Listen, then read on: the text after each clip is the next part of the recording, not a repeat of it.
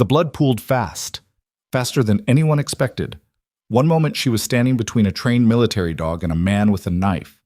The next, she was on the wet concrete of a hospital courtyard, her body folded in on itself, 5 stab wounds bleeding through her scrubs, while the dog she had just saved stood over her like something ancient and ferocious and unwilling to let anything else touch her. Nobody at Greystone Regional Medical Center saw it coming. That was the problem. They never saw her coming. Not when she walked through their doors 3 years ago. Not when she quietly outperformed every trauma nurse on the floor. Not when she absorbed their condescension and their eye rolls and their small, cutting dismissals with a patience that should have been their first warning. A soldier never announces herself twice. If this story hits you, stay until the end. Leave a comment with the city you're watching from. I want to see exactly how far this story travels. The overnight shift at Greystone Regional Medical Center started like it always did, with the particular kind of exhaustion that had nothing to do with sleep. Maya Reeves laced her sneakers in the staff locker room at 6:47 p.m., double knotting the left one the way she always did since it kept coming loose during a 12-hour floor shift. Around her, the outgoing day nurses were already peeling off their badges, trading complaints about the attending physicians and the broken pneumatic tube system in Zone B and the coffee machine that had been temporarily out of service for 11 days running. Maya listened without contributing.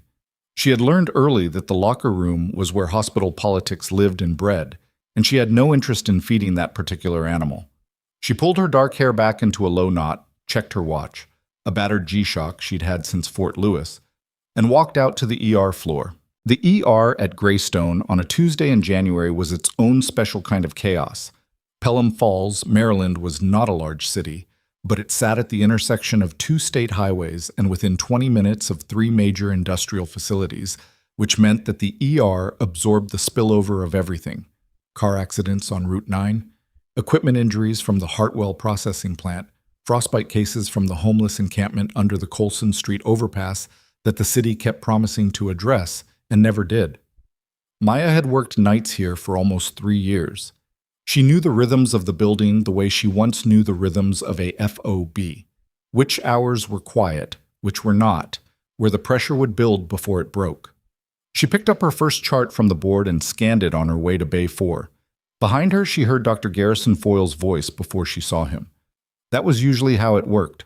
Foyle was the senior attending on nights, mid-50s, trim and silver-haired, with the particular brand of self-certainty that came from spending 30 years as the smartest person in rooms that had never once challenged him. Reeves. He said her name the way someone might say maintenance request. Flat, functional. The family in Bay 7 is asking for a status update on the troponin results. Handle it. Maya paused. I'm headed to Bay 4. Crawford's assigned to 7. Crawford is in radiology. You're here. Handle it. She looked at him for exactly 1 second. Then she nodded and changed direction. It wasn't worth it. It was never worth it with Foyle. She had tried, in her first months here, to establish some basic professional boundaries, to push back when he rerouted her workload arbitrarily, when he dismissed her clinical observations without looking at them, when he referred to her in front of patients as my nurse, as if she were furniture he'd personally selected.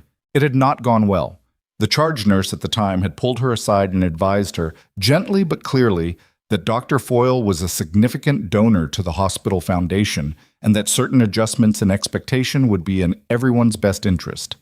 Maya had adjusted her expectations. She had not adjusted herself. She spent the first 3 hours of her shift moving with controlled efficiency through a floor that was understaffed by 2 nurses and over capacity by 11 patients. She triaged a possible MY in Bay 2 and flagged it to Foyle before he noticed the EKG himself, which she suspected irritated him. She reinserted an IV line in Bay 9 that a junior resident had blown twice, and she did it without comment, without drama, with a steady hand that the patient, a 64-year-old retired electrician named Leonard, who had been grimacing for 40 minutes, visibly relaxed at. You've done this before, Leonard said, watching her. Once or twice, Maya said. Military? She glanced up briefly. What makes you say that? The way you move, he said. My son-in-law was a corpsman.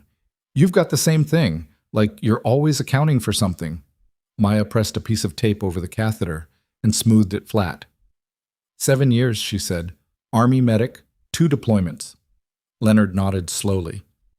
Thank you for your service. It was the phrase people said because they didn't know what else to say, and Maya had long since stopped expecting it to mean anything in particular. But something in how this old man said it, quiet, without theater, made her meet his eyes for a moment. Thank you for letting me fix your IV, she said, and he laughed, and she moved on. By 10 p.m., the ER was running hot. A 3-car accident on Route 9 flooded them with 6 new patients inside of 20 minutes, and Maya went into a mode she rarely let herself inhabit here, a focused, stripped-down operational state where everything non-essential dropped away and only the work remained. She assessed. She communicated. She moved.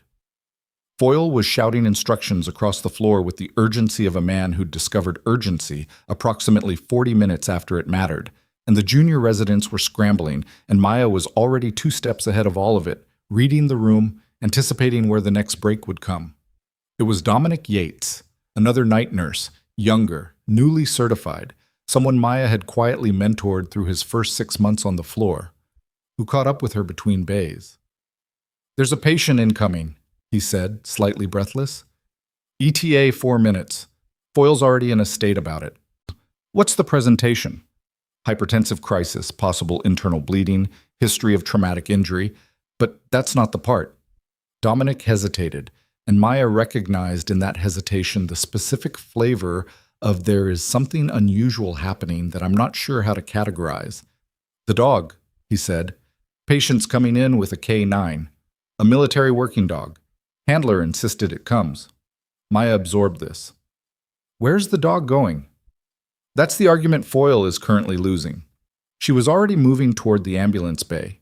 She got there just as the paramedics came through the doors, controlled urgency, a gurney with an IV already running, an older man strapped in with the particular stillness of someone in serious pain who had decided not to waste energy on its expression.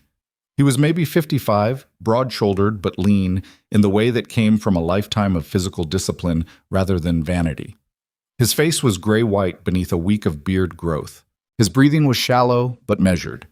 And beside the gurney, barely restrained on a lead held by one of the paramedics, was the dog. He was a Belgian Malinois, dark-sabled, probably 80 pounds, with amber eyes that swept the room with an alertness that was categorically different from any animal Maya had encountered in a hospital setting. This was not a pet who'd come along for comfort. This was a working animal in a foreign environment, and the difference was visible in every line of him.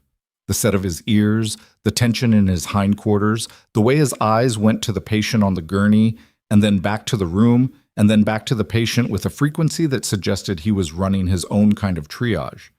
His name, Maya would later learn, was Dax. The patient's name was Warren Okafor. Foyle materialized at Maya's shoulder. The animal cannot be in this facility, he said, loud enough that it wasn't really addressed to anyone specific, but was aimed in its vague way at the room. Hospital policy, liability, the paramedic should never have... The paramedic didn't have a choice, one of the medics said, not looking up from the gurney. Mr. Okafor would not get in the ambulance without the dog. We were burning time. That is not a sufficient... The dog is a registered military service animal, the other paramedic said. Federal designation. So if you want to have that conversation, sir, I'd suggest you get your legal department on the phone before you finish that sentence. Foyle's jaw tightened. He turned to Maya, not because she was the right person to solve the problem, but because she was standing there and he needed somewhere to direct his frustration. Deal with the animal, he said. Get it out of my ER. Maya looked at Dax. The dog was watching Warren's gurney disappear through the bay doors with an intensity that bordered on distress. His handler, a young paramedic who clearly had no idea what she was holding, was being steadily pulled toward the doors. Maya walked to the dog. She didn't crouch down, didn't make noise, didn't reach out. She just moved into his sightline and stood there, letting him register her. His ears were forward, body taut. His amber eyes moved to her face. Hey, she said quietly. He's going to be okay. Dax looked at her for a long moment. Then, by degrees so small they were almost invisible, the tension in his shoulders dropped a fraction of an inch. Maya took the lead. "I'll take him out to the south courtyard," she told Dominic without looking back. "Tell Foyle it's handled." The courtyard on the south side of Greystone was a narrow strip of landscaped concrete. A few benches, some winter-dead boxwoods, a chain-link gate that connected to the service road. It was empty at this hour, the kind of in-between space that hospitals built to suggest wellness and then promptly forgot. The air was brutal. 22 degrees, a wind cutting across the flat Maryland plain with nothing to stop it. Maya didn't mind. She'd stood post in worse. She found a bench against the building's exterior wall and sat. Dax stood a few feet away, oriented toward the hospital doors. She let him settle at his own pace, which was how you handled working dogs.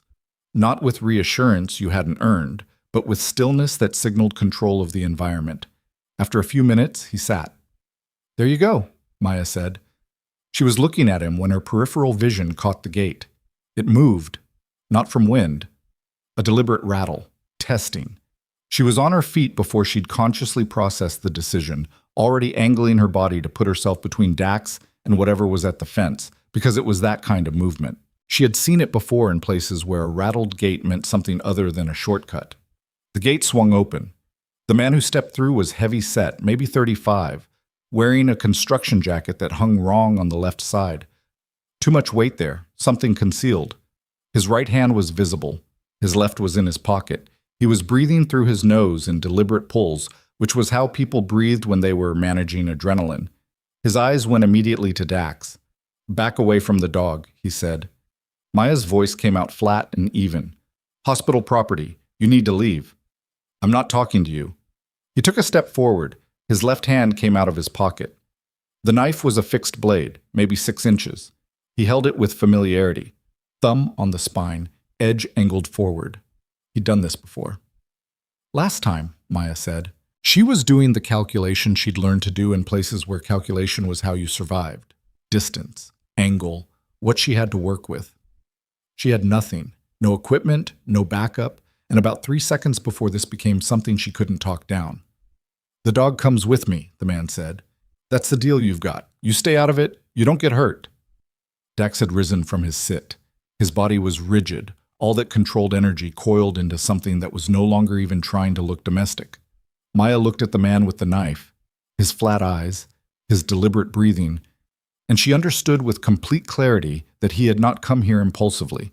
He had followed someone. He had waited. He had come through a hospital courtyard in the middle of January with a fixed blade knife for a specific purpose, and he had the patience of someone who'd done this kind of waiting before. She held the lead tighter. "No," she said. He moved fast. People like this always moved fast. They banked on the shock freezing you, on the knife making your legs go stupid before your brain could issue instructions. It worked on most people. Maya Reeves was not most people. She didn't run. She moved into him, inside the arc of the knife, inside the distance where the blade was longest, because that was the counterintuitive truth that combat taught you. Close was sometimes safer than far. Her left arm went up. She took the first cut across her forearm. Fire, immediate, real, and drove her elbow into his face. He staggered, not down, but back. Dax hit him like a wall. There was no other word for it. The dog moved from still to full extension in something under 2 seconds, 70-plus pounds of trained muscle finding the knife arm with a precision that was nothing like aggression and everything like purpose. The sound of it, the impact, the man's cry, the crunch of bone, was brutal in the quiet courtyard. Maya was already down. She didn't know exactly when, somewhere in the second exchange, when he'd swung with his other hand and caught her across the ribs, and then something lower, something that was different from the first cut, sharper, internal, the kind of hit that tells your body a different story. She was on the concrete with her back against the bench leg, and she could see the steam of her own breath, and she was aware, clinically, the way her medic training kept her aware even when her body was trying to pull the emergency brake, that she was bleeding from more than one place. Dax was still working. The man was down, screaming, his arm bent wrong. She tried to get up, got halfway. Didn't make it. The courtyard door burst open. Dominic, then 2 security guards, then chaos. She heard voices but couldn't parse them into individual words. She was focused on keeping pressure on the worst of it, her left hand pressed flat against her abdomen, and on keeping her breathing slow. Slow breathing, small breaths. Don't panic the oxygen out of yourself. You've been worse than this, some calibrated part of her said. She wasn't entirely sure that was true. Dax came to her. She didn't call him. He just came and put his body against her side with the same deliberate weight that she imagined he'd learned to put against Warren Okafor's leg on bad nights, and she pressed her free hand into his fur because he was warm and real and something to anchor to. The last clear thing she saw, before Dominic's face was above her and his voice was finally resolving into words, was Dr. Foyle standing in the courtyard doorway. The man who had sent her out here, who had handed her a lead and told her to deal with it like she was a problem-sorting function rather than a person, standing there with his face completely open, stripped of the authority and the condescension and the institutional armor, looking at her with an expression she had never seen him wear before, something adjacent to horror, something that might have been, underneath all of it, the first real moment of recognition he had ever offered her. She thought, too late for that. Then the cold came up fast, and then the darkness, and then nothing at all. Inside Greystone's trauma bay, the team that assembled around Maya Reeves moved with the specific, terrible speed of medical professionals trying to outrun what they already suspected. 3 wounds. The abdominal one was the worst. Deep, trajectory wrong, the kind that required a surgeon and an OR and time, and they were already behind on time. Dominic Yates stood outside Bay 3 with blood on his scrubs that was not his own and his hands pressed together at his mouth, and he thought about all the times in the past 6 months that Maya had walked him through a procedure or talked him off a ledge after a bad case or handed him coffee without being asked because she had noticed, somehow, in the middle of a 12-hour shift that he was running on empty. He had never once asked her where she'd learned to be like that. Foyle was on the phone. Nobody was certain who he was calling. His voice was lower than usual. Upstairs in the ICU, where Warren Okafor had been stabilized and was drifting in and out of something between sleep and awareness, Dax lay on the floor beside the bed where a nurse had quietly allowed him to be, against about 4 different policies that she had decided, for tonight, did not apply. Warren's hand rested on the dog's head. Neither of them knew yet what had happened in the courtyard. And in the trauma bay, the team worked, and the monitors spoke in numbers. And somewhere in Pelham Falls on this frozen January night, a man with a shattered arm and Rex's bite marks was being loaded into a police cruiser, still not understanding, not yet, that the woman he'd left bleeding on hospital concrete was not the soft target he'd taken her for. He had made a significant miscalculation. The results of that miscalculation were only beginning. The man's name was Curtis Brawl, and he had made, in the span of approximately 90 seconds in a hospital courtyard, enough mistakes to occupy the rest of his life. The arresting officers found him exactly where Dax had left him, on the wet concrete near the chain-link gate, his right arm folded at an angle that arms are not designed to fold, his face a mask of pain and something close to disbelief. He had not expected the dog. He had especially not expected the woman. People like Curtis Brawl built their lives on a particular assessment of what other people were capable of, and it was an assessment that had served him adequately until tonight, when it had failed him completely.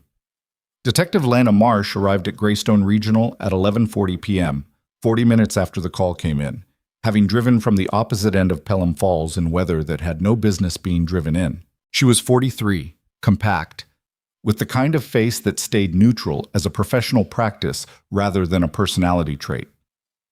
Her partner, a younger detective named Rollins, was already on scene, talking to the security guards who'd reached the courtyard first. She found Rollins in the ambulance bay, notebook out, expression somewhere between efficient and troubled. "How bad?" she asked. "The nurse is in surgery, 3 wounds, one of them serious." He paused. "She's the one who called it in, actually, before she lost consciousness. She used her radio." Marsh took that in. A woman with 3 stab wounds had found the presence of mind to key her radio before she went down. "What about the suspect?" "Brawl Curtis James, 37, 2 priors.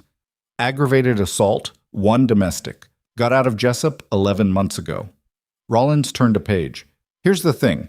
He didn't come here for the nurse. He came for the dog. Marsh looked at him. The patient who came in tonight, Warren Okafor.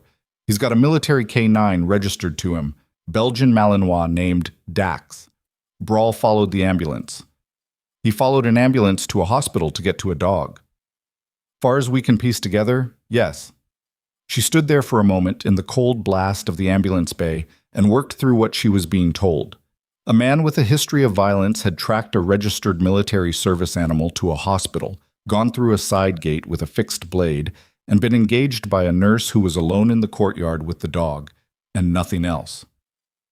What's the connection between Brawl and Okafor? Rollins shook his head. Working on it. Okafor's not in any condition to talk. The ER staff don't know anything about him except what came in on the paramedic handoff. He paused again, with the slight hesitation of someone not sure how to categorize the next piece of information. There was one thing. When they were bringing Brawl in, he kept saying the same thing. He took something that wasn't his. He took something that wasn't his. Wouldn't say what. Marsh wrote it down. Inside the hospital, the surgical team had been working on Maya Reeves for 47 minutes. The abdominal wound was the one that commanded everyone's full attention. The blade had entered at an angle that suggested the attacker had been moving when he delivered it. Not a clean thrust, but a dragging cut, which was in some ways worse, because it meant more contact with more things that needed to stay intact. The trauma surgeon, a quiet woman named Dr. Adeyes Pell, who was known on the night shift for never once raising her voice regardless of circumstances, worked with a concentration so complete that the room around her existed only as a series of functional inputs: instrument, suction, lighting angle, vital signs. The vitals were not cooperating. "Pressure's dropping," the anesthesiologist said. "I see it." Dr. Pell didn't look up. "Give me 2 minutes." The 2 minutes stretched. In the waiting area adjacent to the surgical suite, Dominic Yates sat in a plastic chair with his elbows on his knees and his eyes on the floor, and he did the thing that people in medical settings learn to do when the uncertainty is too large to hold. He made himself very small inside it. He focused on the texture of the linoleum. He counted the scuff marks. He did not let himself think about the monitor numbers he'd seen right before the OR doors closed. He had known Maya Reeves for almost 2.5 years. He had met her on his 3rd shift, when he'd made an error in a medication calculation that he'd caught himself before it caused harm, but barely. Barely. And he had been standing in the medication room at 2 a.m. shaking slightly, not from fear of getting caught, but from the raw vertigo of almost but not quite, when Maya had come in for something else and stopped and looked at him and said, without preamble, "Write it down, what you almost did, what you caught, then keep going." He'd looked at her. "Isn't that the kind of thing I should report?" "You caught it yourself. Yes, report it, and write down how you caught it, because that's the part that actually matters." She'd taken a small bottle from the shelf she needed. "Near misses are how you learn where the real edges are. Don't throw it away." She had not made it into a speech. She'd just said it, the way she said most things, straight and without decoration. And then she'd left, and Dominic had taken out his phone and written it down, and it had, in fact, mattered, more than once, in the years since. He pressed his palms against his thighs and waited. Across the hospital, in the ICU on the 3rd floor, Warren Okafor was awake. He had been awake, on and off, for about an hour, surfacing from the fog of the sedative they'd given him during the initial stabilization and sinking back and surfacing again, each time a little more present, a little more aware of the room and the tubes and the particular quality of stillness that hospitals produced in the middle of the night. His blood pressure was better than it had been. His breathing was still monitored but no longer assisted. The internal situation was serious, but the on-call internist had told him with careful optimism, manageable. Dax was asleep on the floor beside him. This was a violation of approximately 4 hospital policies that the night nurse, a young woman named Tara, who had looked at the dog and looked at the patient and made a quiet, individual decision, had chosen to set aside. She had also, at some point in the past hour, brought a blanket from somewhere and folded it into a pad for Dax to lie on, which was either compassion or the behavior of someone who recognized that the dog would be sleeping on this floor regardless and had decided to make peace with it. Warren looked at the ceiling. He was aware that something had happened.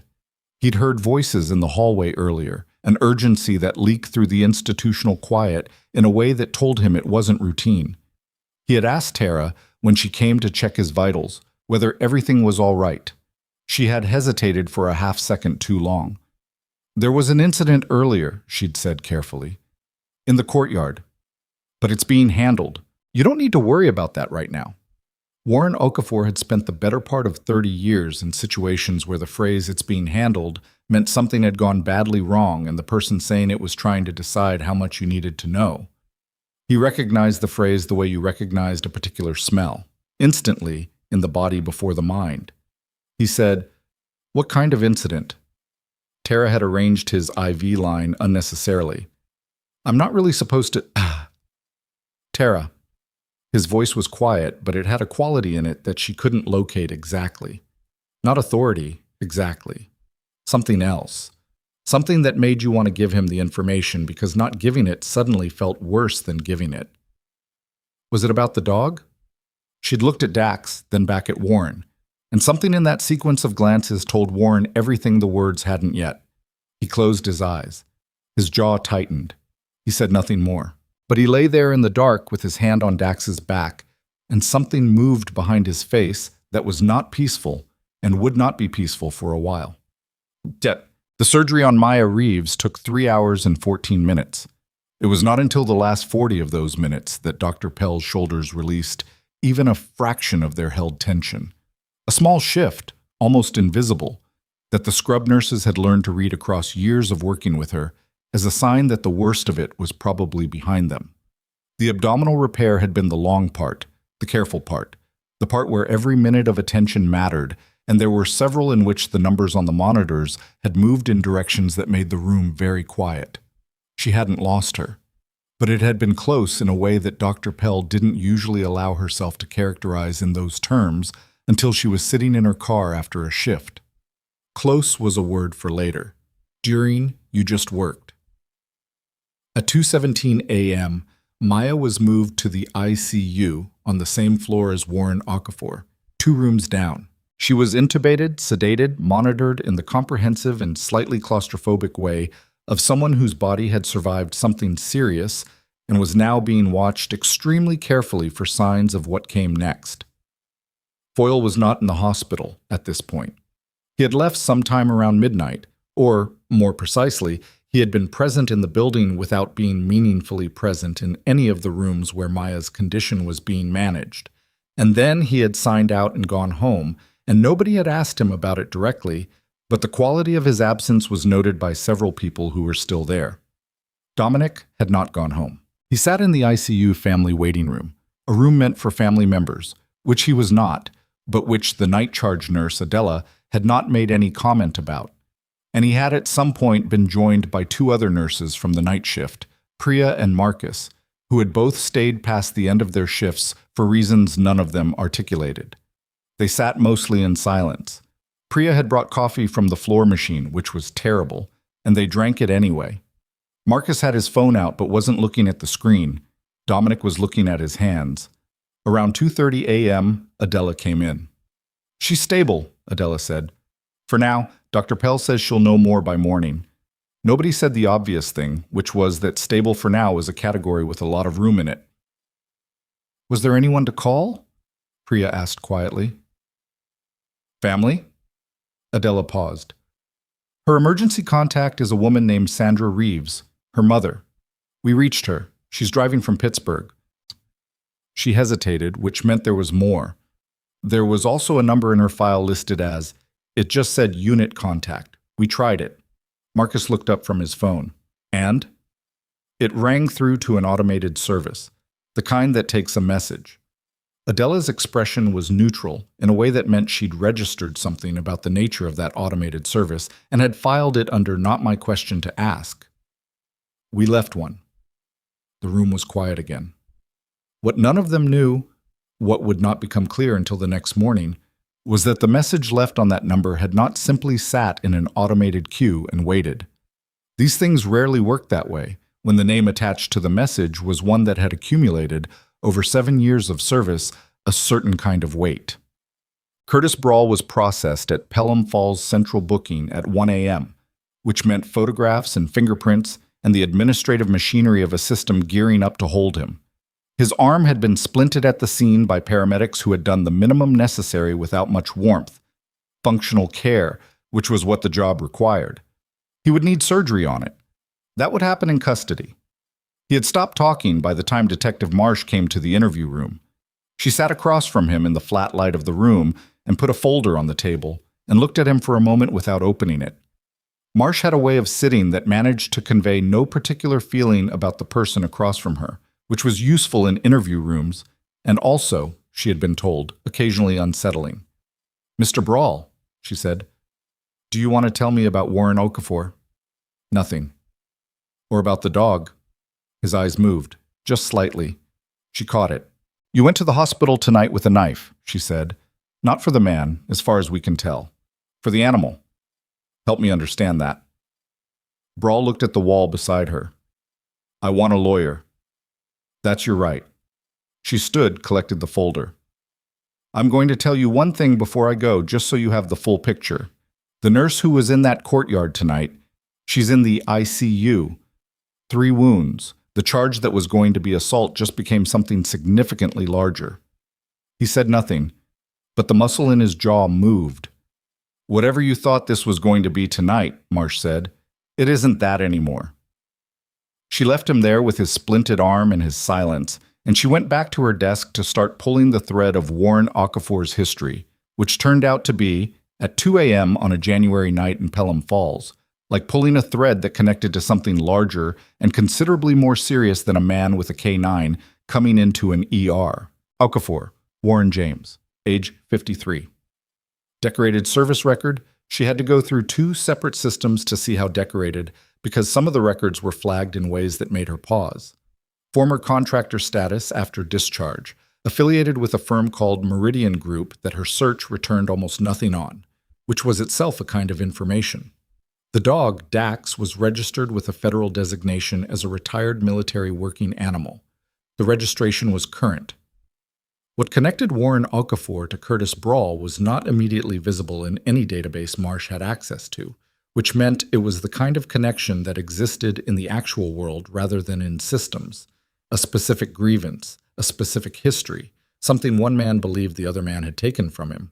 He took something that wasn't his. She wrote a note and flagged it for morning, when she could make calls she couldn't make at 3 a.m. By 6 a.m., a thin gray light was beginning to press against the windows of Greystone Regional Medical Center, and the hospital was in that particular transitional state of early morning.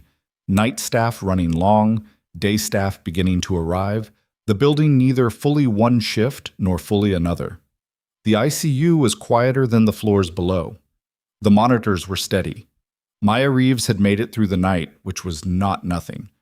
Warren Okafor had also made it through the night, though "made it through" was a relative term for a man who had lain awake for most of it, working through something in his head that he wasn't sharing with the night nurse who came to check his vitals every hour. At 6:20 a.m., Tara, who had stayed nearly 4 hours past the end of her shift, which she would not have been able to explain to anyone who asked, came in to do Warren's morning check and found him sitting upright. "You should rest," she said. "I've been resting." His voice was rougher than it had been. "The nurse, the one from last night, tell me." Tara took a breath. She'd been thinking about this moment since 3 a.m., when she'd made the decision that he would eventually ask and that she would tell him the truth. Some patients needed to be protected from information. Warren Okafor was not that kind of patient. "Her name is Maya Reeves," she said. "She's a nurse here, nights. She was in the courtyard with Dax when the man came through the gate." She paused. "She's in the ICU, 2 doors down." Warren's face did the thing it had done last night. That movement behind the surface, controlled and private and not peaceful. "How bad?" "She's stable. It was touch and go during surgery." Tara looked at him directly. She protected him. The man went for Dax and she put herself between them. The silence after that lasted long enough to have weight. "Did they get him?" Warren said. "Yes, he was arrested on scene." "Who is he, What?"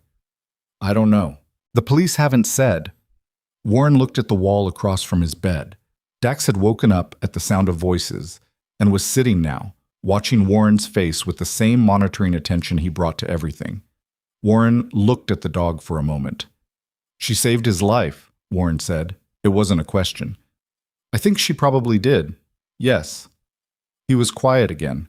Then he said, "I need my phone." The phone had come in with his personal effects. Tara found it in the bedside cabinet, handed it over, and watched him unlock it with the careful deliberation of a man who was in pain and managing it by keeping his movements precise. He found a contact, looked at it for a moment, and dialed. It rang 3 times. "It's Warren." He paused. "I'm at Greystone Regional in Pelham Falls. I'm all right, but there's something you need to know." Another pause, and the quality of his voice shifted. Not softer exactly, but differently weighted. "There's a nurse here. Her name is Maya Reeves. She was Army medic, 2 tours. She took 3 stab wounds last night, protecting Dax from an attacker while I was in surgery." He listened. "No, I don't know her. I want to know who she is." He hung up. Tara looked at him. She had heard the conversation and understood approximately half of what she had heard. "Who were you calling?" she asked, before she'd fully decided whether that was her question to ask. Warren handed the phone back. "Someone who can find out things," he said, in a way that closed that particular door without slamming it. The day shift at Greystone arrived to a hospital that felt different in a way that was hard to locate precisely. It was in the way people talked to each other at the nursing station, with a kind of lowered voice that wasn't about privacy exactly, but about register, about the specific frequency that people unconsciously adopt when something serious has happened in a place they work.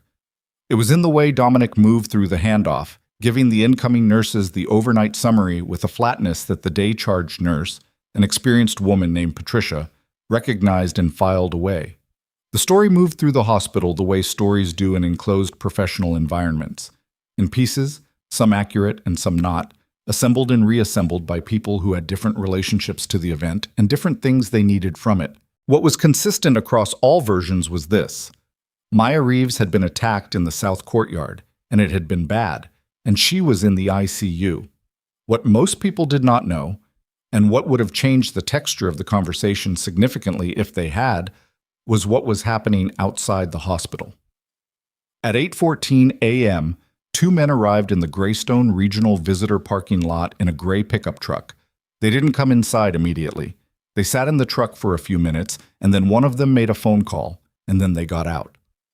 They were both in their 40s, nondescript in the way of people who'd spent time professionally not standing out. They went to the visitor desk and asked about Maya Reeves. The desk attendant, following protocol, told them only that she was a patient and that they would need to speak with nursing staff for any further information. One of the men, the shorter one, with a beard going gray at the jaw, nodded and said thank you and didn't make a scene about it, which was not what you'd expect from someone who'd driven through the night to get here. They sat in the lobby. A second vehicle arrived at 8:40. By 10 a.m., there were 11 people in and around the lobby of Greystone Regional Medical Center who had no visible connection to each other and every connection to each other that mattered. Some sat, some stood near the windows. None of them raised their voices or made demands or approached hospital staff with the aggressive impatience that a waiting room usually generated in people who had reason to be urgent. They just waited. Patricia noticed them around 10:15 when she was coming back from a brief walk to the ground floor. She stood in the lobby for a moment and looked at them. This collection of quietly alert people, most of them men, ranging from late 30s to early 60s, some with the particular physical signature of former military that she'd been around enough to recognize, all of them focused on the building in a way that was attentive rather than threatening. She went back upstairs and said nothing, but she noticed. What she didn't know, and wouldn't until later, was that the phone call Warren Okafor had made at 6:30 in the morning had been the first in a chain of calls that moved through networks built on a specific kind of trust. The kind that doesn't require explanation, that operates on the currency of one of ours is down and asks no further questions before responding. She didn't know that 6 of the people in the lobby had driven more than 2 hours to be there, or that one of them had gotten on a flight from Atlanta at 5 a.m., or that the process of finding out who Maya Reeves was had taken Warren's contact approximately 45 minutes and had produced, In that time, a document that was not a document anyone outside of certain specific contexts would ever see. 7 years of service, 2 deployments, one to eastern Afghanistan, one to a location listed only by a code designation. A series of commendations that were notable not for their number, but for the specificity of their language, which was the language of recommendations written by people who needed to describe something they couldn't describe in full. A medical discharge on grounds that were also partially redacted, though not in a way that obscured what they pointed toward. Someone who had come back from places that leave marks, had put herself back together with whatever was available, and had quietly rebuilt her life in a second-floor ER in a mid-sized Maryland city where most of her colleagues thought she was just a nurse who cared too much.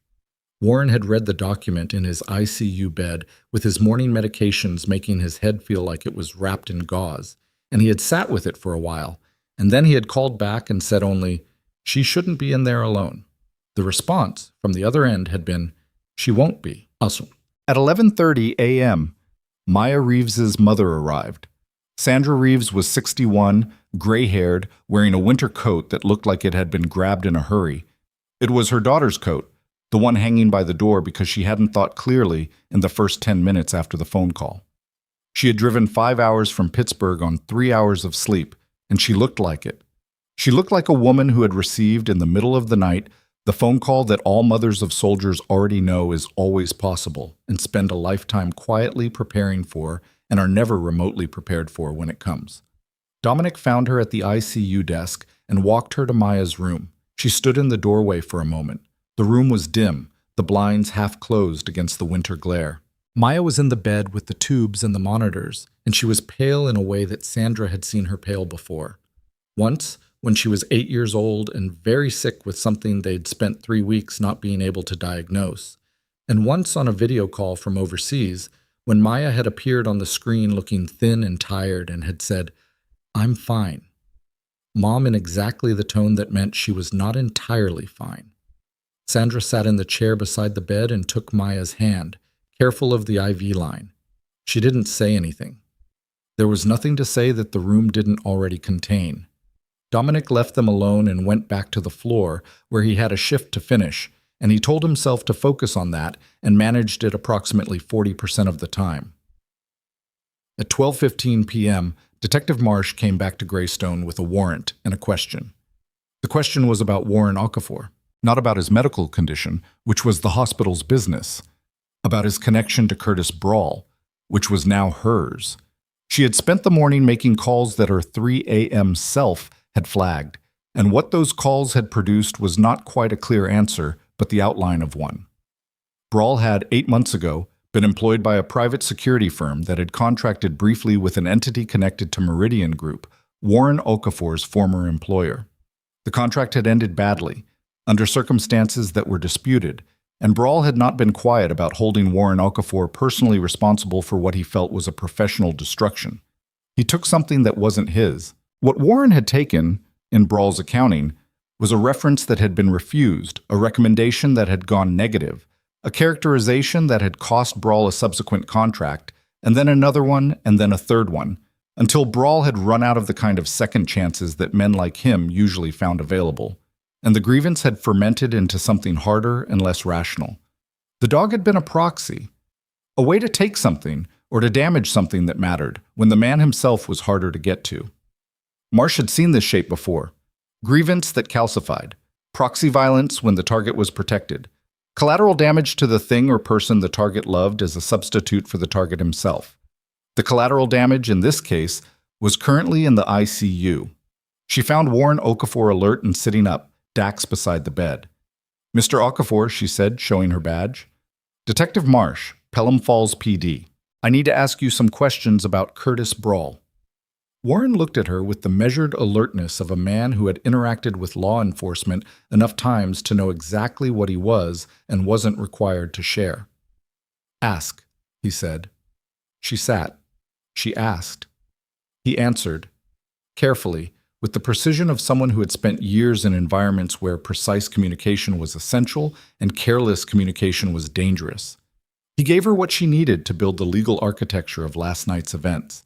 He did not give her more than she needed, but what he gave her was enough, and she could see him understanding as the conversation progressed that it was enough, that Brawl's situation was not a gray area and was not going to become one. Near the end of the interview, Warren said, "The nurse, Maya Reeves, she's going to recover?" "Her doctors are optimistic," Marsh said. "I want to know about her charges, anything that gets filed, any complications." Marsh looked at him. "Are you expecting complications?" Warren met her eyes. "I'm expecting her to be treated with every consideration her situation deserves," he said, which was not quite an answer and was also, she sensed, precisely as much of an answer as he intended to give. She collected her notes. She was almost to the door when he said, without particular inflection, "The people downstairs, in the lobby." She turned. "They're not a problem," he said. "They're just making sure." Marsh looked at him for a moment. Then she said, "I noticed them." She left. She walked to the elevator and stood in it on the way down, and she thought about what making sure meant, and what kind of network produced 11 people in a lobby by 10 a.m. on a Wednesday morning in winter, and what kind of person Maya Reeves was that this network existed on her behalf even before she was conscious to know it. The elevator opened on the ground floor. The lobby was quieter than it had been. 4 of the original 11 had moved outside, to the small paved area near the main entrance, where they stood in the cold without apparent complaint. The remaining 7 were distributed through the waiting area in the patient arrangement of people who had nowhere else to be and no intention of leaving. None of them looked at Marsh as she walked through, but she had the distinct and not entirely comfortable feeling of being registered, calmly, without hostility, the way trained observation registers things, cataloging and moving on. She pushed through the main doors into the January air and stood on the steps for a moment. Her phone buzzed. It was Rollins. "The hospital's legal team just called," he said. "They want to know about the status of the investigation." "Tell them it's active." "They're asking specifically about the liability angle, whether the nurse was acting." "Tell them it's active," Marsh repeated, sharper this time. "And tell them that anything they want to say publicly about what happened in that courtyard needs to be run through the DA's office first, because we have an ongoing investigation, and I won't have anyone muddying the evidentiary record before we're through." A pause. Then Rollins said, "They're not going to like that." "No," Marsh agreed. "They're not." She hung up and walked to her car, and behind her the glass doors of Greystone Regional Medical Center reflected the flat winter sky, and inside the hospital a woman lay in a bed 2 floors up, breathing steadily now, while her mother held her hand, while a man she had never met had made one phone call that had brought 11 people to a lobby to stand watch, while a detective was driving back to a precinct to build a case, while somewhere on the other side of Pelham Falls, a man with a shattered arm and a federal charge was sitting in a jail cell trying to understand how the night had become this. At 2:47 p.m., Maya Reeves's blood pressure dropped. Not catastrophically. Not the way it had dropped during surgery, which had been a different animal entirely, but enough that the monitor alarmed and the ICU nurse on duty responded immediately, and Dr. Pell was paged and arrived within 4 minutes. And for approximately 20 minutes, the room was occupied by the focused and quiet intensity of medical people doing their jobs at a level that didn't leave room for anything else. Sandra Reeves was asked to wait outside. She stood in the hallway with her hands together, and she did not cry, because she was the kind of woman who had learned to hold herself together in hallways while people with medical expertise did things on the other side of doors. And she had learned this because her daughter had made choices that led to hallways like this, and Sandra had, over the years, become competent at surviving them, which was not the same thing as making peace with them. The 20 minutes passed. Dr. Pell came out. Her expression was controlled in the way of someone managing information rather than hiding it.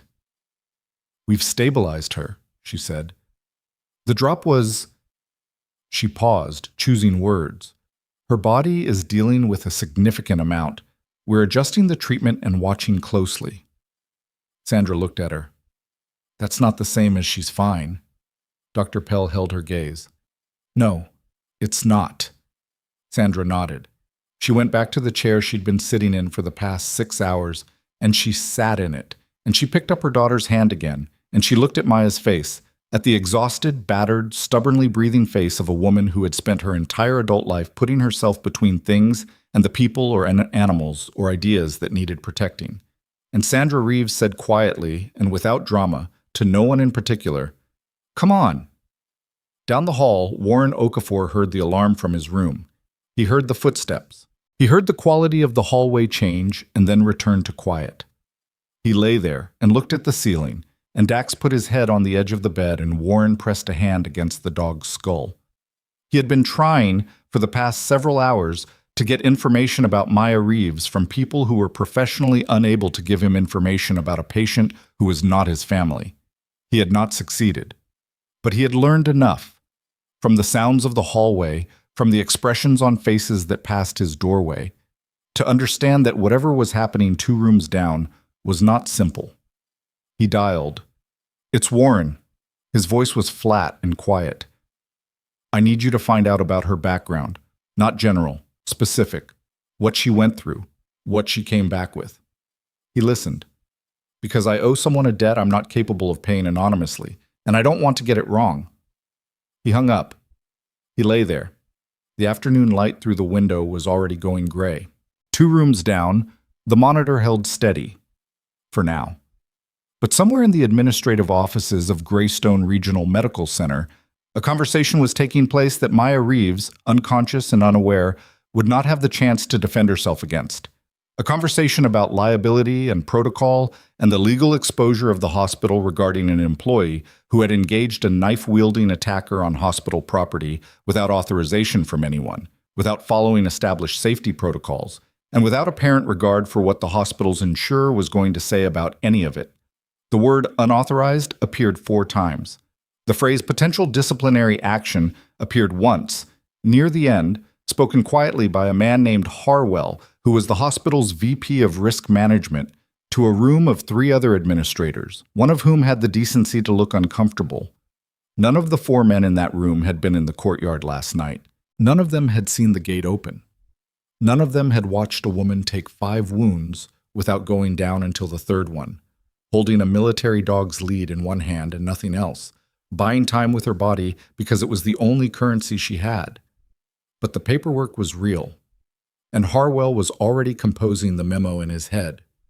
Outside, the gray Pelham Falls afternoon had turned toward evening, and the people in the lobby had been joined by 6 more, and nobody at the hospital's front desk had asked them to leave. The memo landed in Patricia's inbox at 6:47 a.m. the following morning.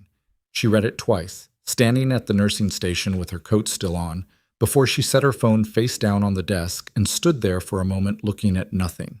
The subject line was Incident Review, M. Reeves, Preliminary Administrative Assessment. The body of it was 14 sentences of careful institutional language that amounted, when you stripped away the hedge words and the passive constructions, to this. Maya Reeves had violated safety protocol by engaging an armed individual rather than retreating and alerting security, and the hospital was initiating a formal review of her conduct that could result in disciplinary action up to and including termination of employment. The memo had been sent at 6:31 a.m. Maya Reeves had been in the ICU for 31 hours. She had not yet regained consciousness. Patricia picked up her phone, read the memo a 3rd time, and then walked directly to the office of Dr. Foyle, who arrived on the day shift at 7 a.m. and was currently standing at his desk reading his own copy of the same email with an expression that told her he had known this was coming. She pushed the door open without knocking. "You're aware of this," she said. Foyle looked up. "It's a standard administrative. She was in that courtyard because you told her to go." Patricia's voice was level, which was more frightening than if she'd shouted. "You handed her that dog's lead and told her to deal with it. Those are your words. 3 people heard them." Something moved across Foyle's face. Not guilt exactly, but the uncomfortable proximity of it. "My instruction was to relocate the animal, not to engage." She didn't choose to engage. Someone came through the gate with a knife. Patricia set her phone on his desk with the memo visible. "So before you put your name on anything that says she acted outside protocol, I want you to understand exactly how many people in this building know what your role was that night." Foyle looked at the phone, then at her. "That's not a threat I'm going to respond well to." "It's not a threat," she said. "It's the situation." She left his office and closed the door with exactly enough force to be heard.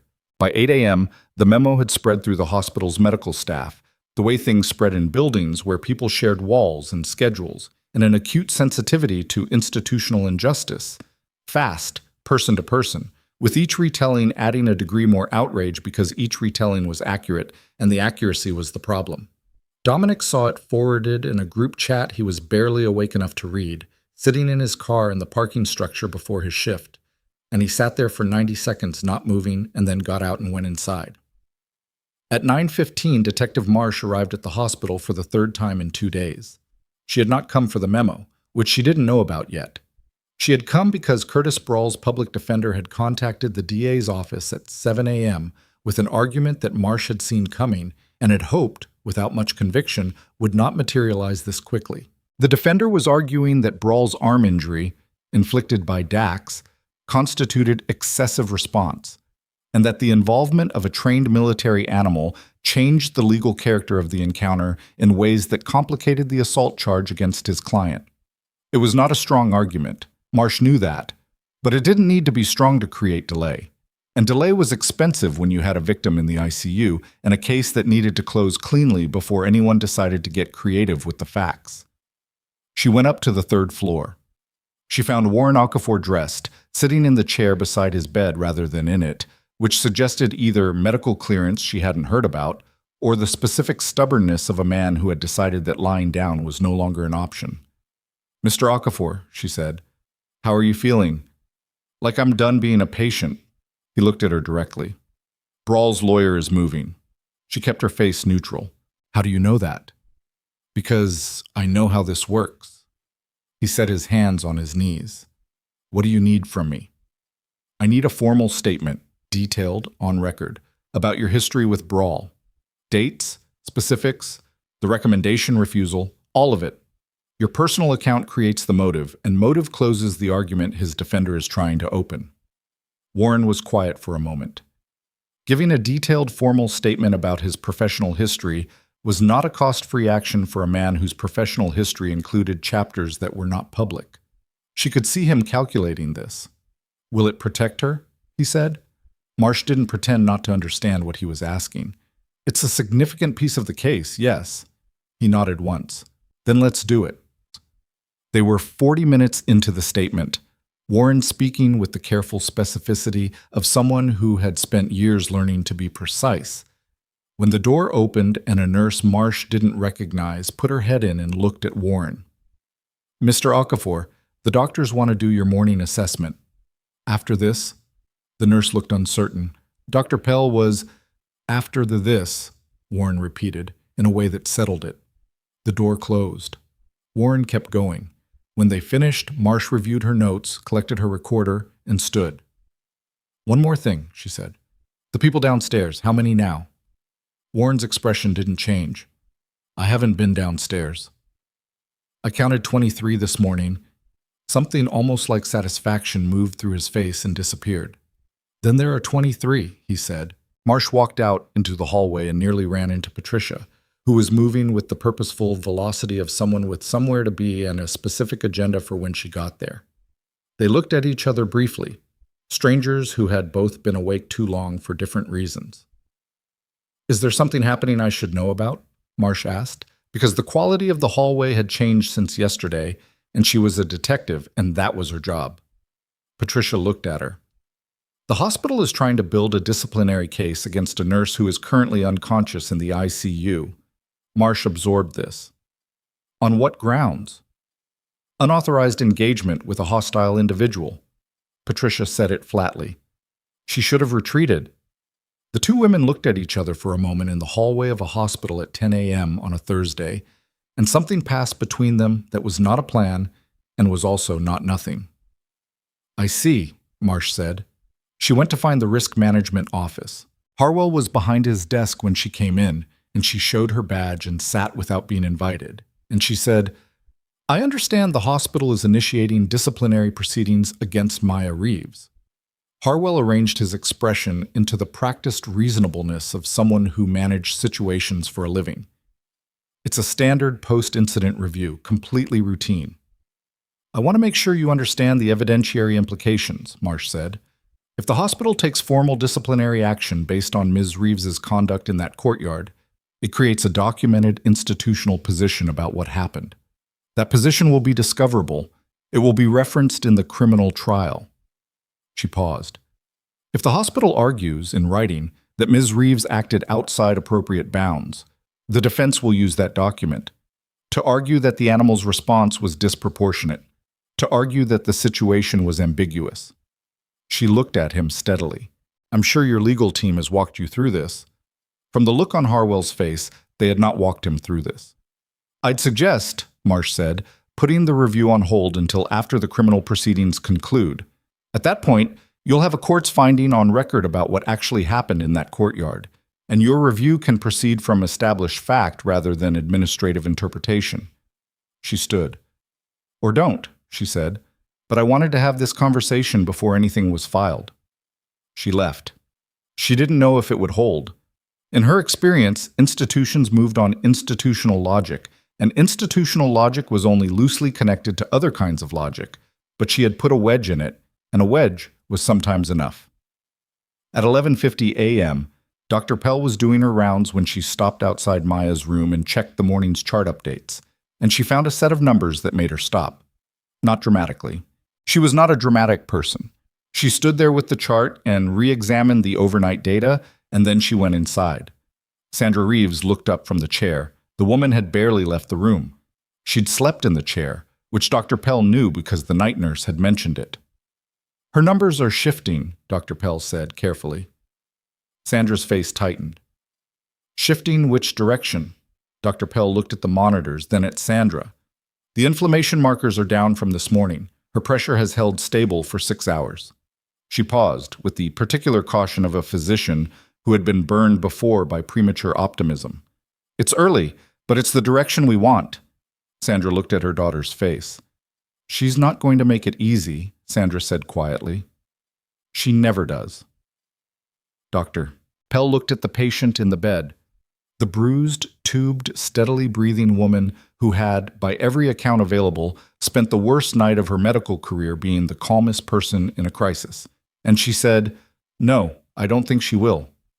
She updated the chart and moved on. At 1:30 p.m., Warren Okafor was formally discharged. He had argued his way out of a recommended 48 additional hours of monitoring with a thoroughness that left the discharging physician mildly defeated. He got dressed slowly because his body was still registering its objections to the previous 48 hours. And he sat on the edge of the bed while the nurse, not Tara, who had finally gone home, processed his paperwork. Dax stood beside him. He looked at the wall that separated his room from the hallway, beyond which, 2 doors down, was a woman he had never spoken to. He was thinking about the document his contact had sent him that morning, the fuller version, with the specificity he'd asked for. He had read the parts about Maya's second deployment twice. He had read, in the careful, euphemistic language of official reports, about the incident in the 14th month of that deployment that had ended her service, the details of which were partially classified, but the shape of which was clear enough. She had gone into a situation with inadequate support and brought 3 people out and left a part of herself behind that the Army had called a medical discharge, and that she had apparently never publicly called anything at all.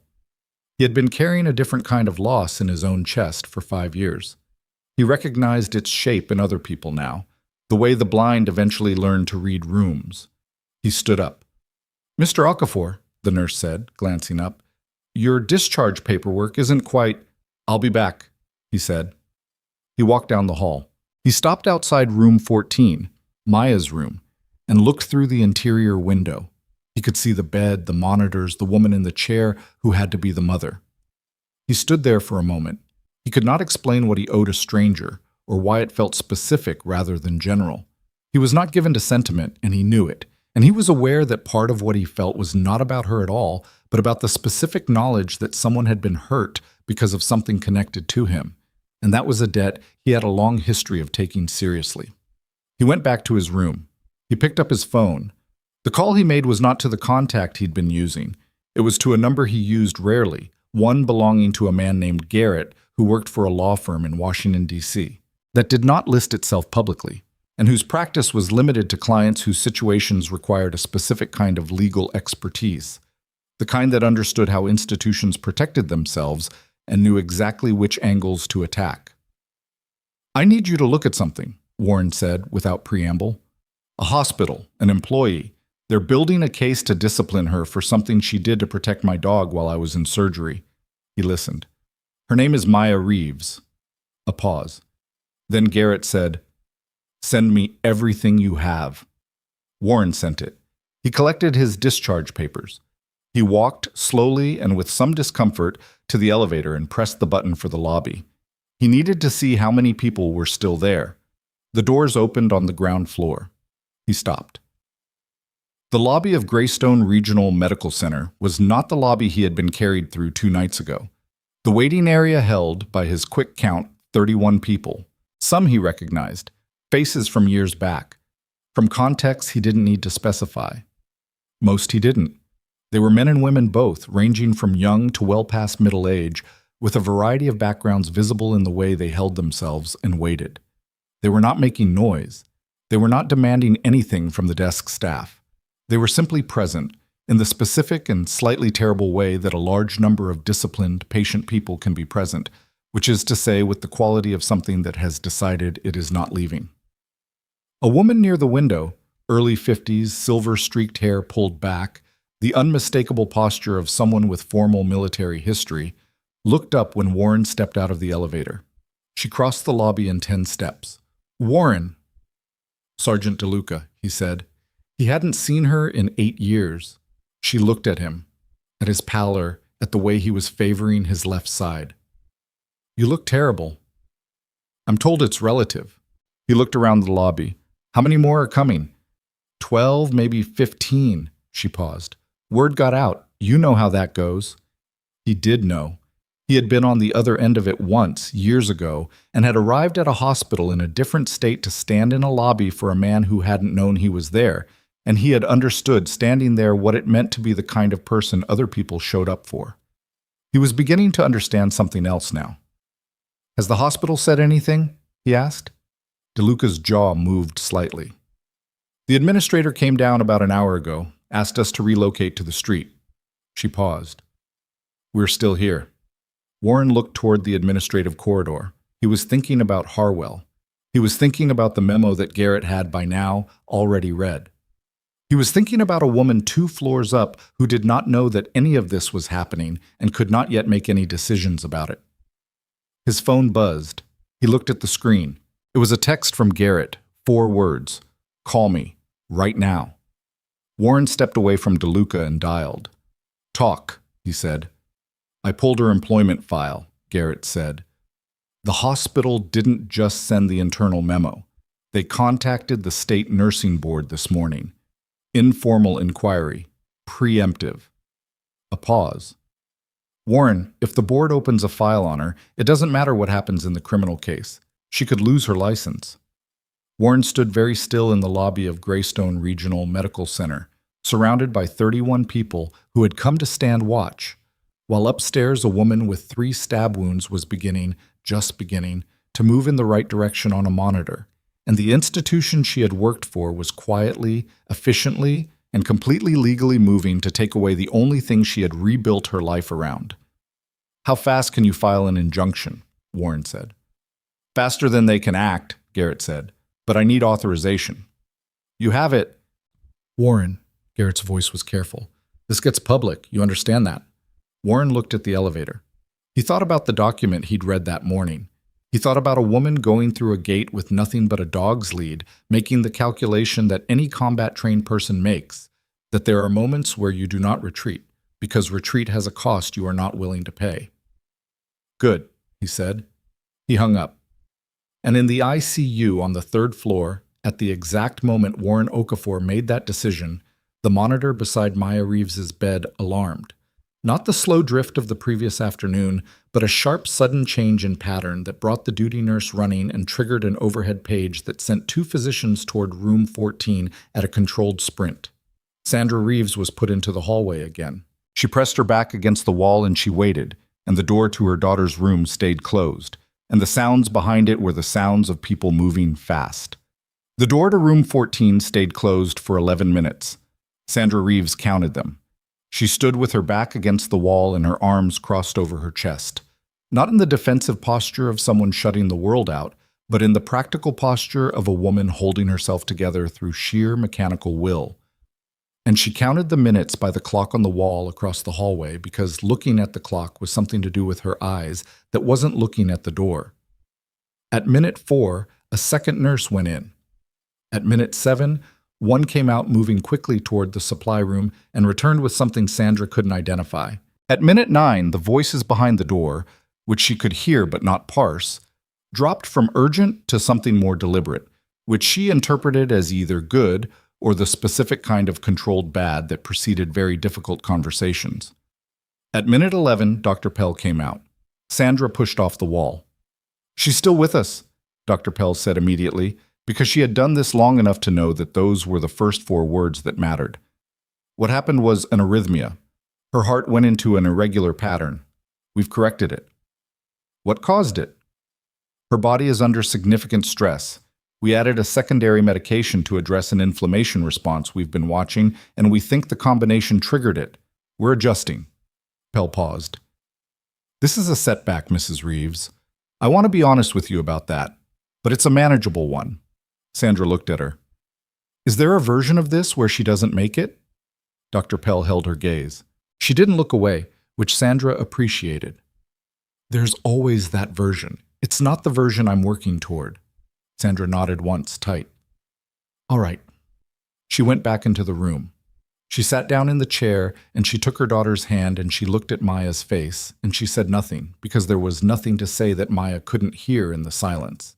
Sandra had always believed, without having evidence for it, that the people in those beds heard more than the machines suggested. She didn't know if that was true, but she talked to Maya the way she'd talked to her through closed doors in adolescence, as if the information was landing somewhere, even if no acknowledgement came back. You've been in worse rooms than this, Sandra said quietly, and you came out of those. The monitor above the bed held steady. The afternoon light shifted. Downstairs, Warren Okafor was having a different kind of conversation. Garrett had called back 17 minutes after the first call with the specifics of the injunction, what it would cover, how quickly it could be filed, what the hospital's likely response would be, and on what timeline. Warren had listened and confirmed and ended the call, and then he had stood in the lobby for a moment doing a calculation he hadn't expected to be doing when he'd checked himself into an ER 2 nights ago. Going public meant a deposition. It meant his name in a filing accessible to anyone who knew how to search court records. It meant a degree of visibility that men in his former line of work maintained a professional allergy to.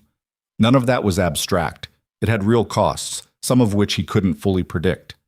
He thought about the document, about a 14-month deployment and a partially redacted incident report, and a woman who had come back to the United States and gotten a nursing certification and taken a night shift in a mid-sized Maryland city, and then, on a Tuesday in January, done the only thing her training would allow her to do when she stood in a courtyard with a gate opening in front of her. He thought about the word unauthorized appearing in a memo written by a man who had never been to the places where authorization was a luxury you didn't always have. File it, he told Garrett, and put the phone away. He found a chair near the window and sat down, because his body was, despite his preference, still in the early stages of recovery, and standing for extended periods was something it was beginning to protest loudly. Sergeant DeLuca appeared at his elbow with a cup of coffee from somewhere, he didn't ask where, and sat in the adjacent chair, and they were quiet for a moment in the way of people who had shared difficult situations before and didn't need to manufacture conversation to fill the space. "Do you know her?" DeLuca asked eventually. "No. But you're doing all this." Warren wrapped his hands around the coffee. It was too hot, but he held it anyway because the warmth was useful. She protected Dax. She didn't have to. She had room to pull back and call it someone else's problem. A lot of people would have. She didn't. He looked at the elevator. "That's not nothing." DeLuca was quiet for a moment, then, "The people here, most of them got the call at 2 a.m. Nobody complained." Warren knew. He had not asked anyone to come. The mechanism was older than any individual request. It was what happened in these specific networks when the right words were transmitted, the same words that had moved people to hospital lobbies and courtrooms and congressional offices over the years, always quietly, always without press releases. always on the specific frequency of one of ours needs a witness. The fact that Maya Reeves did not yet know she was one of theirs did not, in anyone's accounting, change the mathematics of the situation.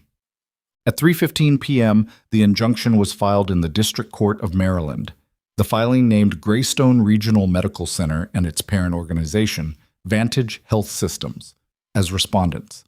It cited the hospital's informal inquiry to the state nursing board as a retaliatory action taken against an employee who had been injured while responding to an emergency situation on hospital property, and it requested an immediate temporary restraining order preventing any further communication with the board pending a full hearing. Garrett's assistant hand-delivered a courtesy copy to the hospital's legal department at 3:30. The hospital's legal department spent approximately 20 minutes reading it and then placed an urgent call to the VP of Risk Management, who spent approximately 10 minutes reading it and then placed an equally urgent call to the hospital's CEO, a man named Philip Corden, who had been at a board lunch and was irritated at the interruption until he understood what he was being interrupted about, at which point he became a different kind of irritated. Corden arrived at the hospital at 4:20, moving with the purposeful discomfort of a man who has been caught doing something not illegal but deeply impolitic, and who is now in the business of calculating the exact extent of the damage. He was met in the lobby by something he had not been briefed on. He stopped inside the main doors and looked at the assembled group, 31 people by now spread between the lobby and the exterior plaza, calm and attentive and making no demands. A hospital security officer was nearby but clearly uncertain of his function here, since the gathered individuals were doing nothing actionable. They were simply present, with the specific gravity of people who had decided to be somewhere and were not going to be undecided about it. Corden found the security officer. "Who are these people?" he said, low. "We're not sure exactly, sir. They've been coming since this morning. We asked them to move outside once, but they declined. Declined." "Politely," the officer said. "Very politely." Corden looked at the group. His eyes landed on Warren Okafor, who was sitting near the window and looking directly back at him. Warren did not look hostile. He looked like a man who was comfortable waiting for whatever came next, and who had a significant amount of experience with that particular activity. Corden went to find Harwell. What happened in Harwell's office in the next 30 minutes was not technically a retreat. In the language of institutional communication, what happened was a recalibration of approach in light of new legal information. The inquiry to the nursing board was formally withdrawn via an email sent at 4:58 p.m. The internal disciplinary review memo was logged as suspended pending further review. These things happened with the quiet efficiency of organizations that have long practice in moving backward while appearing to move laterally. Harwell composed the withdrawal email himself. His hands, Patricia would later learn from someone who had been in the office, were not entirely steady when he typed it. Dr. Foyle learned about the injunction at 5 p.m. from the hospital's general counsel, who called him specifically because Foyle's name appeared in Garrett's filing. Not prominently, but there attached to a documented account of the instruction he had given Maya Reeves on the night of the incident. "Deal with the animal. Get it out of my ER." 3 witnesses. Logged in Dominic Yates's incident report, which Dominic had written at 2 a.m. because Maya, many months earlier, had told him to write things down. The near misses are how you learn where the real edges are. Foyle sat in his office after the call and looked at his desk. He was not a man who had spent much time in his career being confronted with the specific costs of his particular habits, because institutions generally protected men like him from that kind of reckoning for as long as the men were useful, and Foyle had been useful for a very long time. The filing was public record. That was the thing.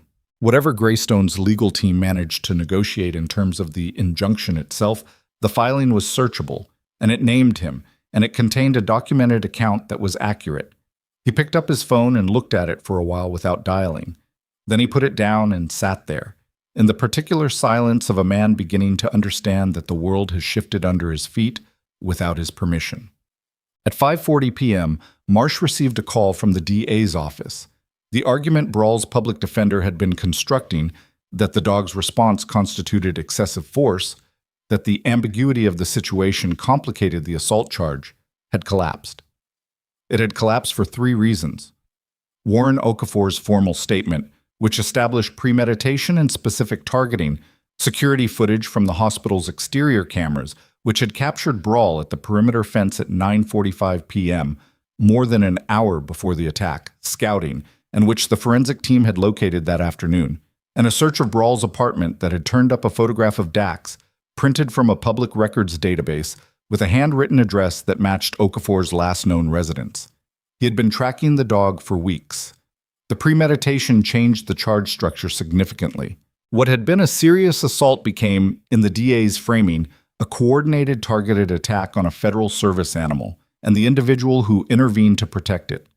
The federal designation of the dog added a charge that carried its own weight, and the weeks of documented surveillance, combined with the photograph and the address, made the spontaneous grievance narrative Brawl's defender had been attempting to construct functionally unusable. "It's a clean case," the DA's contact told Marsh. "The defender knows it. They're already asking about a plea." Marsh sat with the phone at her ear for a moment. "What kind of plea?" she said. "Early, full. They want sentencing consideration in exchange for a guilty plea on all counts, no trial." "What's the sentencing range we're talking about?" The number she was given was not small. She thanked the contact, hung up, and sat for a moment at her desk. She thought about the courtyard. She thought about a woman who had weighed the situation in approximately 3 seconds and made the calculation, not impulsively, not naively, but with the specific cold clarity of someone who had made calculations like that before, in places where being wrong had permanently unacceptable consequences. She picked up her phone and called Garrett. "I thought you should know," she said. "The defendant's counsel is approaching the DA about a plea. All counts." A pause. "That's faster than I expected." "The evidence is comprehensive." She paused. The injunction helped. It signaled that this wasn't going to be manageable quietly. "That was the point," Garrett said. After she hung up, Marsh sat for a long moment. She thought about the memo. She thought about the word unauthorized. She thought about a hospital administrator sitting in a safe building composing language designed to protect the institution from the consequences of sending an unarmed nurse into a situation that turned dangerous, and about how much of institutional life was this particular transaction. Risk transferred downward, credit retained upward, the actual cost absorbed by whoever was standing in the wrong place when the gate opened. She thought about the 11 people who had arrived in the morning and the 31 they had become by afternoon, and what it meant that a woman who had never asked for anything and had told almost no one where she'd come from had accumulated, entirely without effort, a community that moved for her while she was unconscious. She opened her laptop and started on the incident report.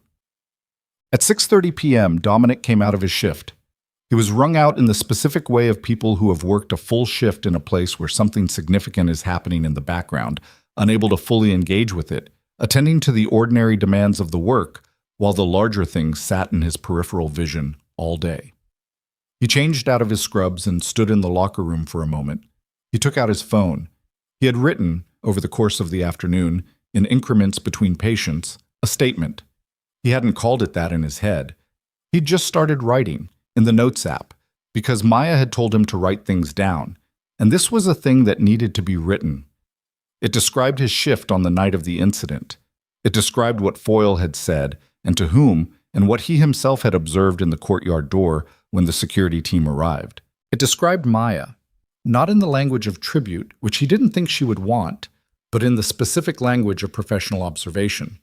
What she noticed, how she worked, the IV in Leonard's arm, the EKG she'd flagged before Foyle saw it, the 2 years of quietly holding the floor together on nights when it would have been much easier not to.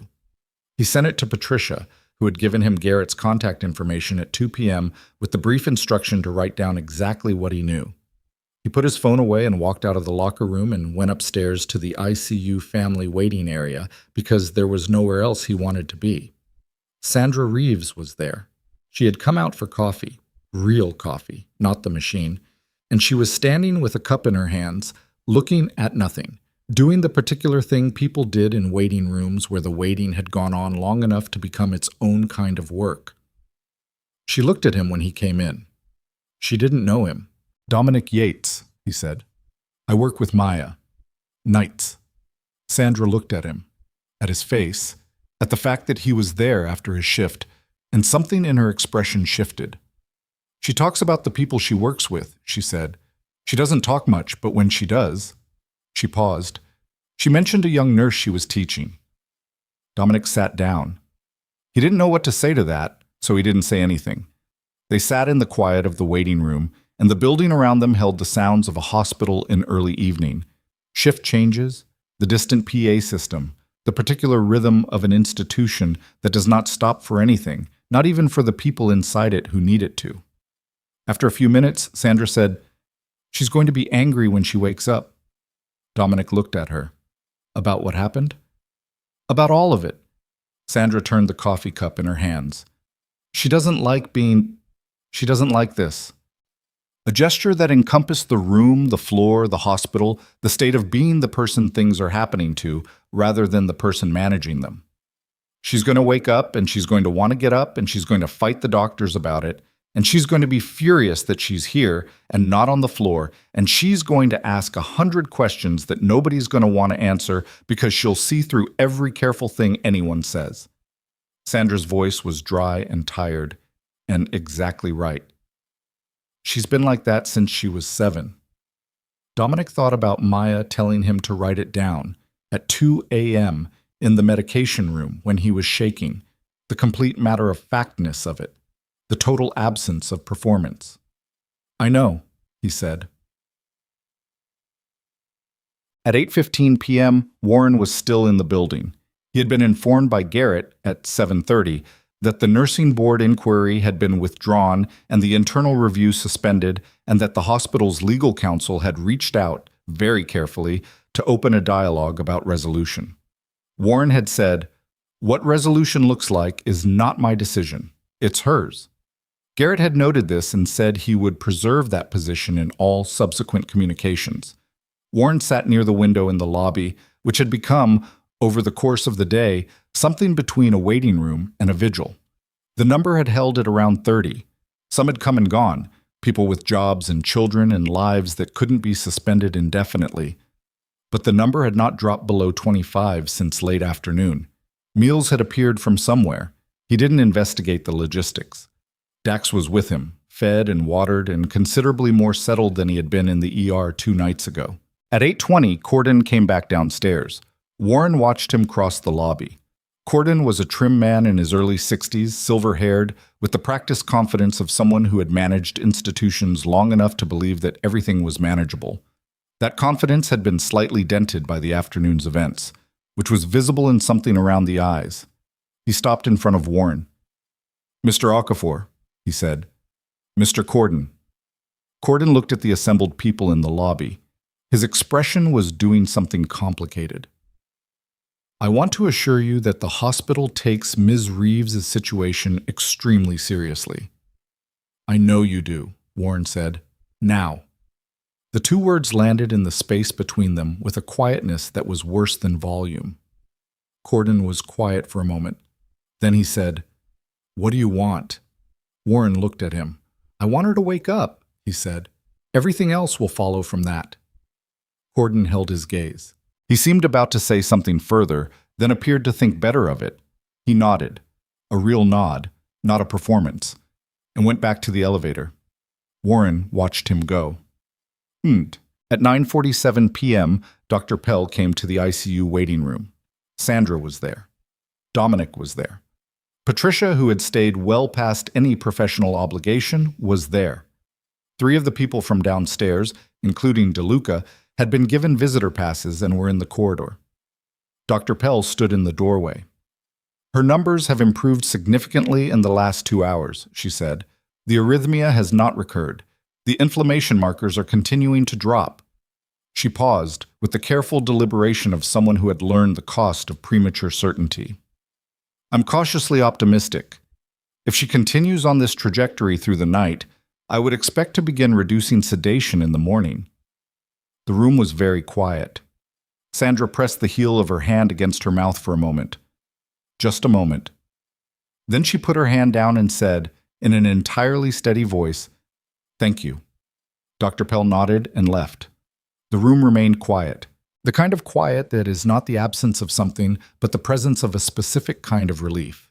Tentative, careful, not yet willing to become anything larger, because the night was long and cautiously optimistic was not the same as certain. Dominic stared at the floor. DeLuca put her hands in her pockets. Patricia looked at the ceiling with an expression she was working to keep neutral. Nobody said anything. They didn't need to. The night settled over Greystone Regional Medical Center. In the ICU, Maya Reeves's monitors held their steady rhythms. Sandra dozed in the chair, her daughter's hand in her lap. The night nurse moved quietly through the room on her checks without disturbing either of them. In the lobby below, the number had come down to 18.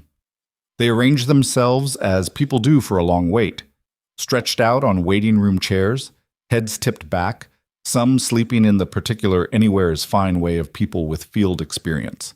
The front desk staff had, somewhere around 10 p.m., stopped pretending to wonder what to do about them and simply let them be.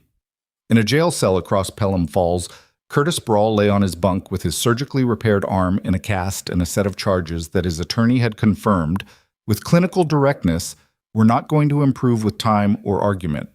The plea timeline was being discussed. The numbers being discussed were not in his favor. He stared at the ceiling and said nothing. In his home office, Dr. Garrison Foyle had been on the phone for 2 hours with the hospital's general counsel, who was navigating with increasing delicacy the question of what Foyle's role in the night's events meant for his continued presence in the hospital's trauma-attending roster. The conversation had not concluded. It was ongoing in the way that conversations become when all of the easy options have been exhausted and what remains are only the less comfortable ones. At 11:55 p.m., Garrett sent Warren a final message for the night. The nursing board withdrawal was confirmed in writing, the internal review was formally suspended rather than merely informally paused, and the hospital's council had agreed in preliminary conversation to a framework that would include a formal institutional acknowledgement of Maya Reeves's conduct as within the bounds of her professional responsibility. The language was still being negotiated, but the architecture of it existed. Warren read the message. He thought about architecture, about what gets built and what gets dismantled, and what remains after both. He sent back, "Good. Keep going in the morning." He put the phone away. Dax settled his head on Warren's knee. Warren put his hand on the dog's neck. In the dark, in the lobby of a hospital where a woman he still hadn't spoken to was beginning, slowly and imperfectly, and with significant opposition from her own body, to come back. He was still sitting there when his phone buzzed again. Not Garrett this time. A different number. One he didn't immediately recognize from a Maryland area code. He picked up.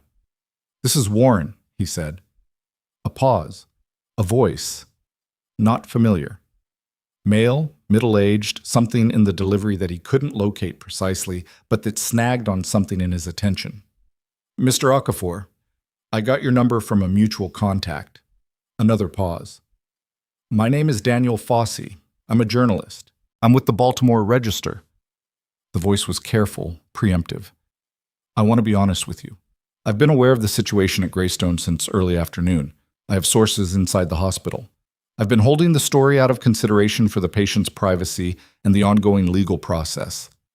Warren said nothing. He waited. "But I've received something in the last hour," Fossey said, "that I think you need to know about before it becomes public. Because once I verify it, and I will verify it, I'm going to have to run it." The lobby was quiet around Warren, 18 people sleeping in various postures of patience, the front desk dim and slow. "What did you receive?" Warren said. "A document," Fossey said, "from an anonymous source inside the hospital's administrative structure. It's a communication from Harwell's office, dated 2 weeks before the incident." A pause that had weight in it. "Mr. Okafor, it references Maya Reeves specifically. It's a chain of emails between Harwell and Dr. Foyle discussing terminating her employment. Not because of anything she'd done wrong, because she'd filed an internal complaint 4 months ago about working conditions in the ER, about understaffing, and Dr. Foyle was informed." The voice was level, professional, giving him the information without the performance of outrage. The disciplinary review they launched after the attack wasn't reactive. It was the continuation of something that was already in motion. Warren sat very still. "The document," he said, "is authenticated?" "I'm in the process. It'll be done by morning."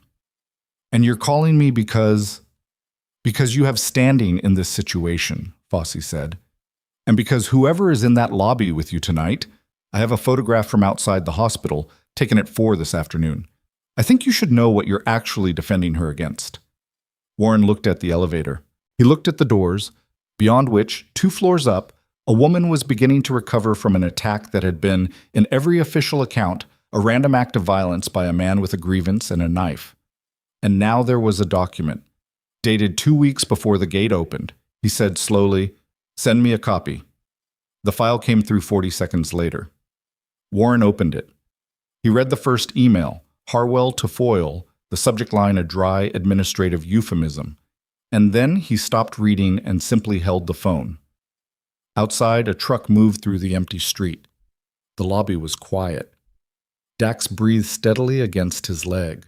Warren Okafor had spent most of his adult life in situations that looked one way from the outside and another way entirely from within, and he had developed, through years of that specific education, a precise sensitivity to the moment when the full shape of something becomes visible, when what looked like a coincidence revealed itself as a structure, when what looked like a reaction revealed itself as a plan that had been in motion long before the event that appeared to trigger it.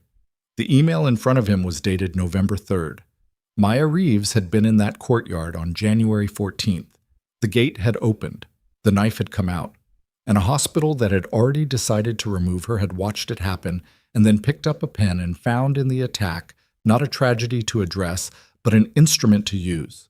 A cleaner, faster mechanism for what they had already been building toward for 4 months. His jaw was tight. His hand, around the phone, was steady. He dialed Garrett. "I know it's midnight," he said when Garrett answered on the second ring. "Read what I'm sending you, then tell me what we can do with it by morning." Garrett read the document in 12 minutes. Warren knew this because he sat in the lobby and watched the time and counted, and at the 12-minute mark his phone rang. "Okay," Garrett said. His voice had the clipped quality of a man who had moved past his initial reaction and was already in the operational space beyond it. "This changes the character of everything we filed today. The injunction was defensive, protecting her from a retaliatory action. This document makes it premeditated. There's a meaningful legal difference." "What can we do with it?" "A lot. But it depends on authentication, which is the journalist's problem until it isn't. If Fossey publishes and the document is verified, it becomes part of the public record. At that point, we can reference it in expanded litigation." A pause. "But Warren, I want to be careful here. This woman is still sedated. She hasn't consented to any of this. The injunction was defensive enough that I feel comfortable we were protecting her interests without overreach. Full litigation is a different step." Warren had been thinking about this since the call ended. He had been thinking about a woman who had spent 7 years in the Army and 3 years in a hospital and had, apparently, filed an internal complaint 4 months ago about understaffing. Not about her own working conditions specifically, but about the conditions that affected patient care. He had read that detail in the second email, the one from Harwell to Foyle, confirming the complaint source. The Reeves complaint specifically identifies bay coverage gaps and inadequate triage staffing as patient safety risks. Not, "I am being treated unfairly." Patient safety risks. She hadn't been trying to protect herself. She had been trying to protect the people in the beds. "Keep it defensive," Warren said. "Build the framework. When she wakes up, she decides." "And if Fossey publishes before she wakes up?" "Then she wakes up to a world that already knows, which is different from us making that choice for her." He paused. "She's a grown woman who survived 2 combat deployments. She doesn't need us deciding what she can handle." Garrett was quiet for a moment. "Fair," he said. They ended the call. Warren sat with the phone in his hand and looked at the elevator, which was carrying exactly no one at this hour, its doors opening and closing with the mechanical patience of a thing that did not get tired. He thought about what it meant to spend a career making careful, low-visibility decisions on behalf of people who would never know your name. He had done it himself, in different rooms, with different stakes. He understood the particular discipline of it, the way you learn to absorb recognition and its absence with equal equanimity, because the work didn't change based on whether anyone was watching. What he had not fully understood, until this week, was what it cost over a long time. Not the dramatic cost, not the wounds and the deployments and the things that made it into redacted incident reports. The other cost, the daily, accumulated weight of being perpetually underestimated by people who controlled your professional existence. The specific exhaustion of having to prove, over and over, in small moments that nobody recorded, that you were exactly as capable as you had always been. He put the phone in his pocket and leaned his head back and looked at the ceiling of a hospital lobby at midnight. Dax put his head on Warren's knee. "I know," Warren said. The morning came in gray and cold, the way January mornings in Pelham Falls always did, without apology. At 6:10 a.m., Dr. Pell began the process of reducing Maya Reeves's sedation. It was not a switch being flipped. It was a careful, incremental adjustment. Medications dialed back in precise degrees, the body given room to begin its own return. The monitors watched with the attention of people who knew that emergence from sedation after significant trauma was its own kind of event, unpredictable at the margins. Some patients surfaced smoothly. Some fought. Some went somewhere in between, caught briefly in the confused space between chemical sleep and consciousness, where the brain was running on biology again but hadn't yet reassembled the full narrative of where it was and why. Sandra was there. She had woken at 5 a.m. from the chair, stiff and disoriented, and she had washed her face in the small bathroom down the hall and come back and sat down and been there when Dr. Pell arrived. It could take several hours, Pell told her, or longer. There's no reliable timeline on this. Sandra nodded. She poured the last of the terrible machine coffee into a cup and held it and waited, which was what she had become expert at over the preceding days. At 7:30 a.m., Dominic arrived for his shift. He was at the nursing station when Patricia intercepted him. "Fosse's article published," she said low. 20 minutes ago." He looked at her. "How bad is it?" "For the hospital." She held his gaze. "It's accurate, which is worse." The Baltimore Register's digital edition had gone live at 7:08 a.m. with a story whose headline was precise and unadorned. Internal documents reveal Greystone Regional Medical Center sought to terminate nurse weeks before she was stabbed protecting a military service animal. The piece was 1,400 words.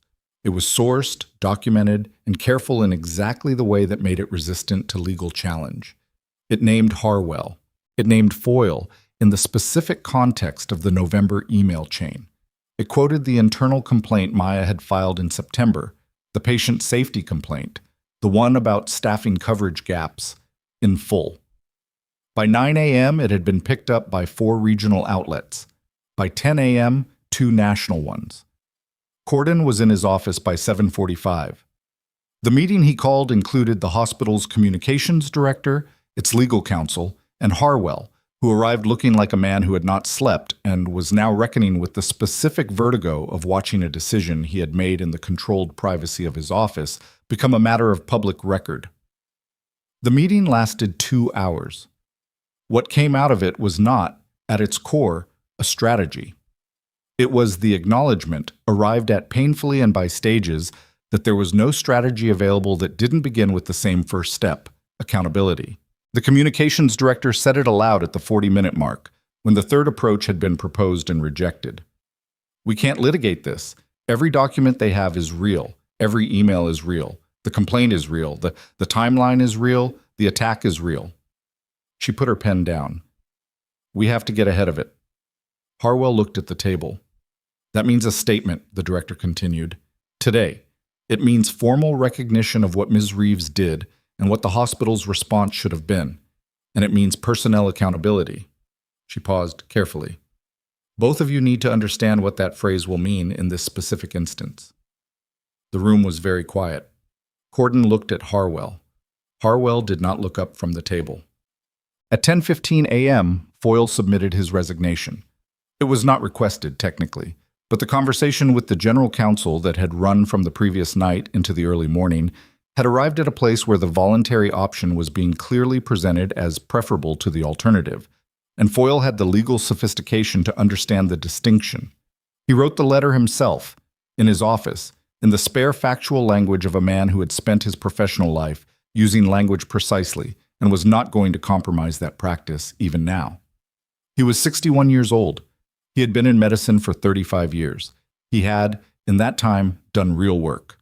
Difficult cases, long nights, technical decisions that had saved lives.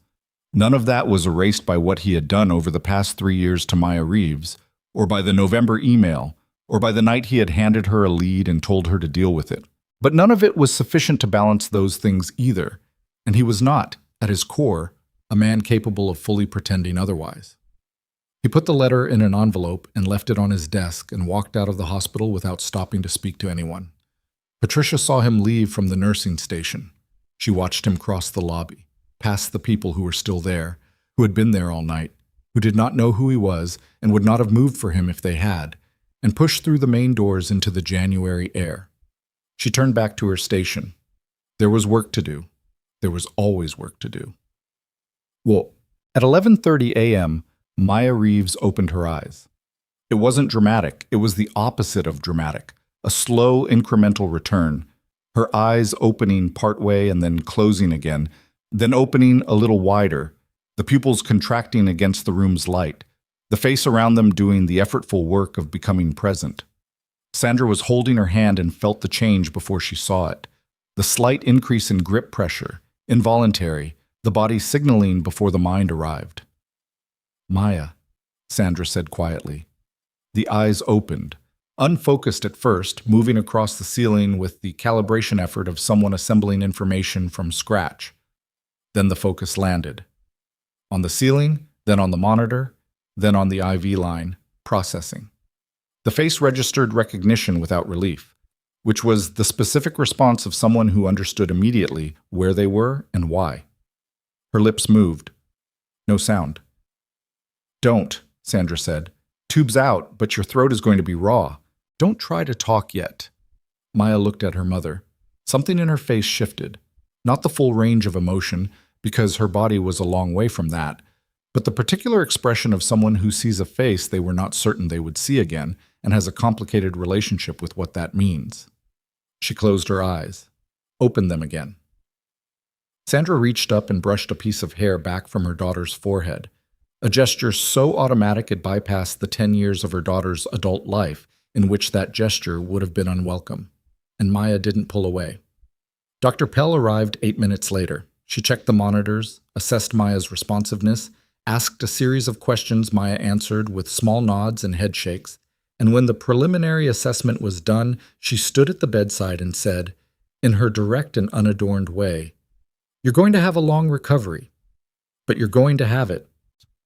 Maya looked at her with the exhausted, unimpressed expression of someone too depleted for false gratitude. "There's a lot of information waiting for you," Pell said, "about what happened after the incident. We're going to take that slowly." Something shifted in Maya's eyes. A question forming. "The man who attacked you is in custody," Pell said. "The dog is fine. The patient, the one you were watching the dog for, he's also recovering." She paused. "The rest of it can wait until you're stronger." Maya's jaw tightened slightly. Pell recognized the expression. "Or," Pell said with something close to dry humor, "your mother can tell you, which she will, regardless of what I recommend." Sandra made a sound that was not quite a laugh. They told her in pieces over the course of the afternoon. Sandra first sitting beside the bed, speaking in the measured and practical tone she'd developed for delivering difficult information to a daughter who did not respond well to being managed. She covered the immediate facts: the surgery, the arrhythmia, the recovery trajectory. She covered Brawl and the arrest. She covered Dax, because Maya asked about Dax with her eyes before she asked anything else, and Sandra had anticipated this. Dominic came in at 2 p.m., briefly, because the nurses on Maya's floor had established a visiting schedule among themselves with the informal authority of people who understood what the situation required. He stood at the end of the bed looking slightly uncertain, the way people look when they've rehearsed what they'll say and then found the room different from the rehearsal. Maya looked at him. Her voice, when she used it, was raw and slower than usual. "You stayed," she said. Not a question. Yeah. He didn't explain further. There wasn't more to say. The IV, she said. Leonard. He blinked. What? Bay 9. The IV you couldn't get. Her voice was labored, but the mind behind it was clearly running at its own speed. Did you write it down? Dominic looked at her for a moment, and something in his chest did something complicated. Yeah, he said. I did. She nodded once. Her eyes closed briefly, not from discomfort, but from the effort of maintaining concentration. Good, she said. He left before she could see his expression. Garrett came at 4 p.m., alone, with a folder he didn't open immediately. He introduced himself and gave her the minimum necessary context: the injunction, the nursing board withdrawal, the status of the hospital's review. In the economical language of someone who understood that she was managing pain and limited stamina and didn't need his voice filling space it didn't need to fill. She listened without interrupting. When he finished, she was quiet for a moment. The emails, she said. The November ones. You know about them. I figured there was something. Her jaw set in a way that made her wince because that particular muscle movement pulled on things that weren't ready for it. Harwell stopped making eye contact with me in September, right after I filed the complaint. Garrett looked at her. You noticed?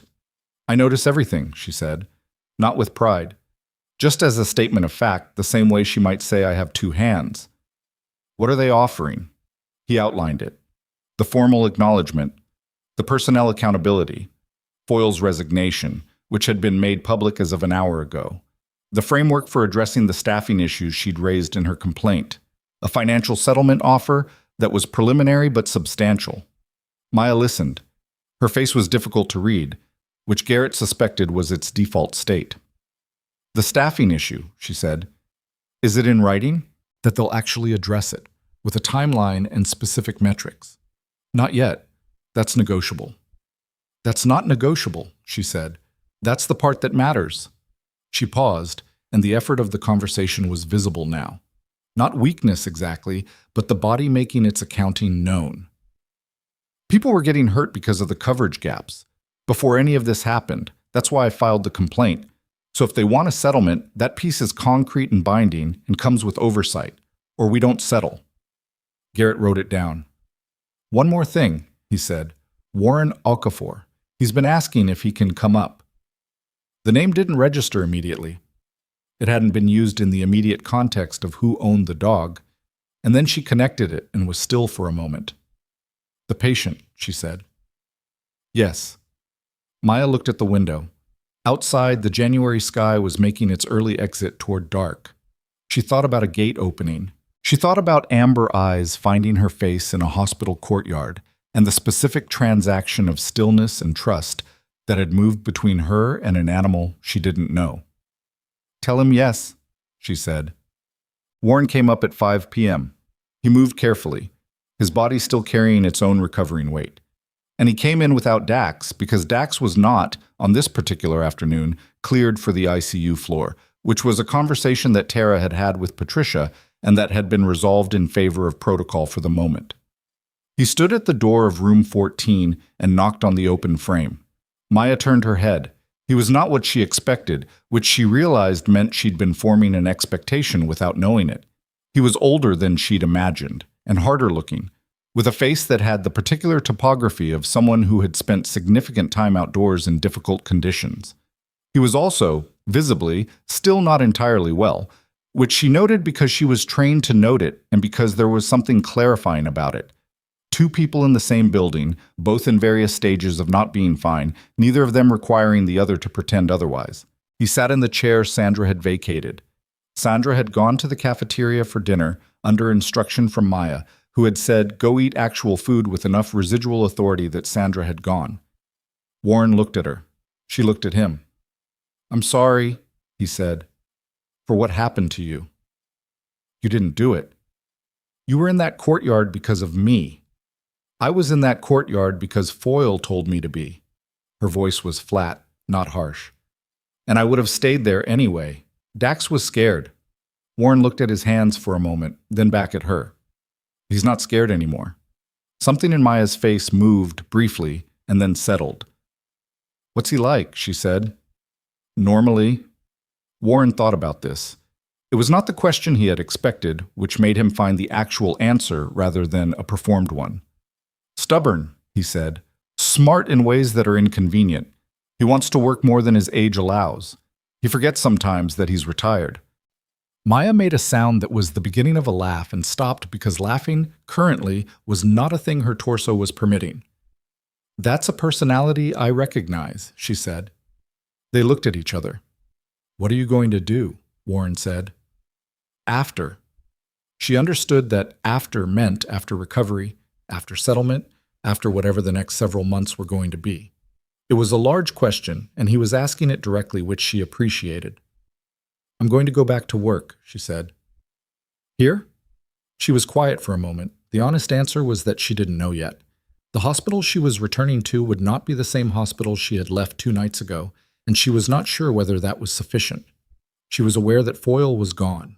She was aware that the staffing issues she had spent 4 months fighting through proper channels and making no visible progress on were suddenly in binding negotiations as part of a legal settlement. She was aware that outside this building, at some point today, 30-something people had stood in a lobby for her without being asked.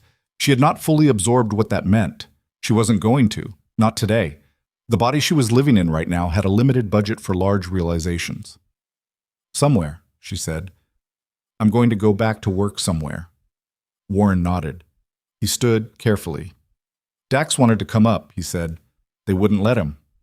"I figured." "He knows you're here." He said it simply, without dressing it up.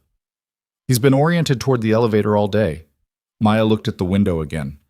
Outside, the last of the January light was gone now, and the city was doing what cities did in the dark, carrying on, indifferent and necessary, full of people who were in their own rooms dealing with their own versions of gates opening when they didn't expect them to. "Tell him I'm coming," she said. But the weeks that followed were not easy, and Maya didn't expect them to be. Recovery was the specific kind of hard that didn't improve with willpower, the kind that required, instead, the daily practice of accepting limitation without making peace with it. She was a bad patient in every predictable way. She argued with the physical therapist about the timeline for returning to full activity. She asked Dr. Pell pointed questions about every medication adjustment. She read every document Garrett sent her and returned it annotated, and the annotations were specific and difficult, and they made the final settlement considerably better than the first draft. The settlement was finalized on a Tuesday morning in February, 6 weeks after the attack. It contained everything she had demanded, in writing, with timelines and oversight mechanisms. The staffing gaps she had identified in September were addressed through a binding agreement to hire 4 additional nursing staff for the night ER shift, with quarterly reviews by an independent oversight committee that included a seat for a nursing staff representative. The hospital issued a formal public statement, not a vague institutional expression of regret, but a specific acknowledgement that Maya Reeves had acted within the full scope of her professional and personal responsibility on the night of the incident, that the subsequent administrative actions had been inappropriate, and that her conduct had reflected the highest standard of care. Corden read it at a press conference. His voice was steady. His hands, the communications director noted privately, were not. Harwell had resigned the same week as Foyle under different circumstances, a board decision made quietly, with the specific efficiency of institutions removing things that have become liabilities. He landed somewhere, eventually. They always did. But he was not at Greystone when Maya came back. Curtis Brawl accepted the plea agreement on a Friday in late February. He entered guilty pleas on all counts: aggravated assault with a deadly weapon, premeditated attack on a federally designated service animal, and the enhanced charge that came from weeks of documented surveillance. The sentencing hearing lasted 2 hours. The judge, a woman in her late 50s named the Honorable R. Calloway, read the sentence with the even delivery of someone who had made her assessment and was not interested in debating it. 17 years. Brawl looked at the table when the number landed. He did not speak. His attorney did not move. Detective Marsh, sitting in the gallery with her notebook closed because there was nothing left to write, looked at the man who had followed an ambulance to a hospital with a fixed blade and stood in the empty courtyard with his arm in a cast and his face arranged into nothing, and she thought about the specific arrogance it took to believe that the world was populated by softer things than you, by people who would yield, by women in scrubs who could be counted on to step back when a voice told them to. She collected her things and left before the formalities concluded. She had cases waiting. Maya returned to nursing in March. Not to Greystone. She had applied to and been offered a position at Hargrove Medical Center on the other side of Pelham Falls, a Level 2 trauma center with a night ER that was, according to its charge nurse, Patricia had made inquiries through channels, decently staffed and run with something approximating functional respect for the people working the floor. The pay was marginally better. The commute was longer. The coffee machine worked. On her first shift, she arrived 45 minutes early, because she had always arrived early and saw no reason to change that. She changed in the locker room, laced her left shoe twice, clipped her badge, and walked out to the floor. The charge nurse met her at the station. His name was Jerome, 50s, unhurried, with the particular economy of someone who had been doing this long enough to know what deserved energy and what didn't. "Reeves," he said.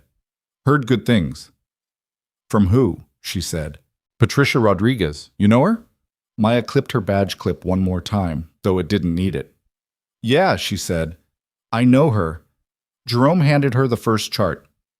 "Bay 3 is yours. Suspected pneumothorax, the X-ray is queued. Let me know what you think before the attending gets there." Maya took the chart. She read it on the way to Bay 3. She was already thinking about the patient, about what they needed, about the specific sequence of assessments she would run and in what order and the rest of it. The settlement, the press, the 17-year sentence, the lobby full of people she had never thanked and wasn't sure how to. Receded to where it lived now, which was somewhere she could access when she needed to and set aside when there was work. There was always work. She pushed back the curtain and introduced herself to the patient in Bay 3, a 48-year-old man named Robert, who was nervous and in pain and trying not to show either. "I'm Maya," she said. "I'm going to take care of you." She meant it the way she had always meant it, not as a reassurance, not as a performance, but as an operational statement of intent.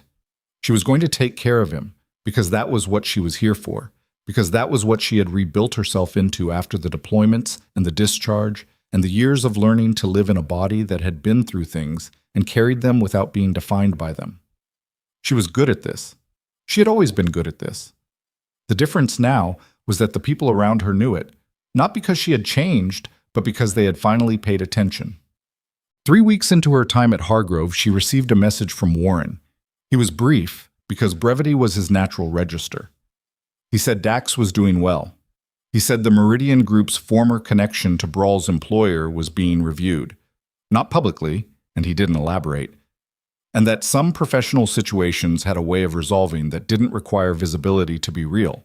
He said he hoped the new position was better than the last one. At the end, he wrote, "He still knows which direction your building is." Maya read the message twice. She was in the break room between patients, standing at the counter with a cup of coffee that was actually good, which still surprised her at random intervals. She wrote back, "Tell him the food is better here." He made the right call. She put her phone away and went back to the floor.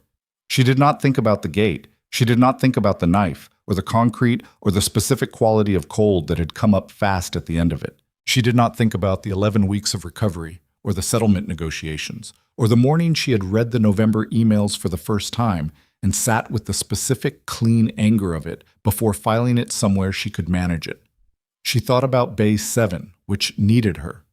She thought about the patient in Bay 7 who did not know her history and would not need to, who needed someone who was present and skilled and paying attention. She walked down the hall. There is a particular kind of person the world tends to underestimate, not because they are small, but because they are quiet, because they do not announce their capacity, because they have learned through the specific education of difficult experience that strength which requires an audience isn't really strength at all. It's performance. And performance, when the gate actually opens, is the first thing to go. What remains is the other thing, the thing that doesn't need to be seen to be real. Maya Reeves pushed back the curtain on Bay 7 and got to work.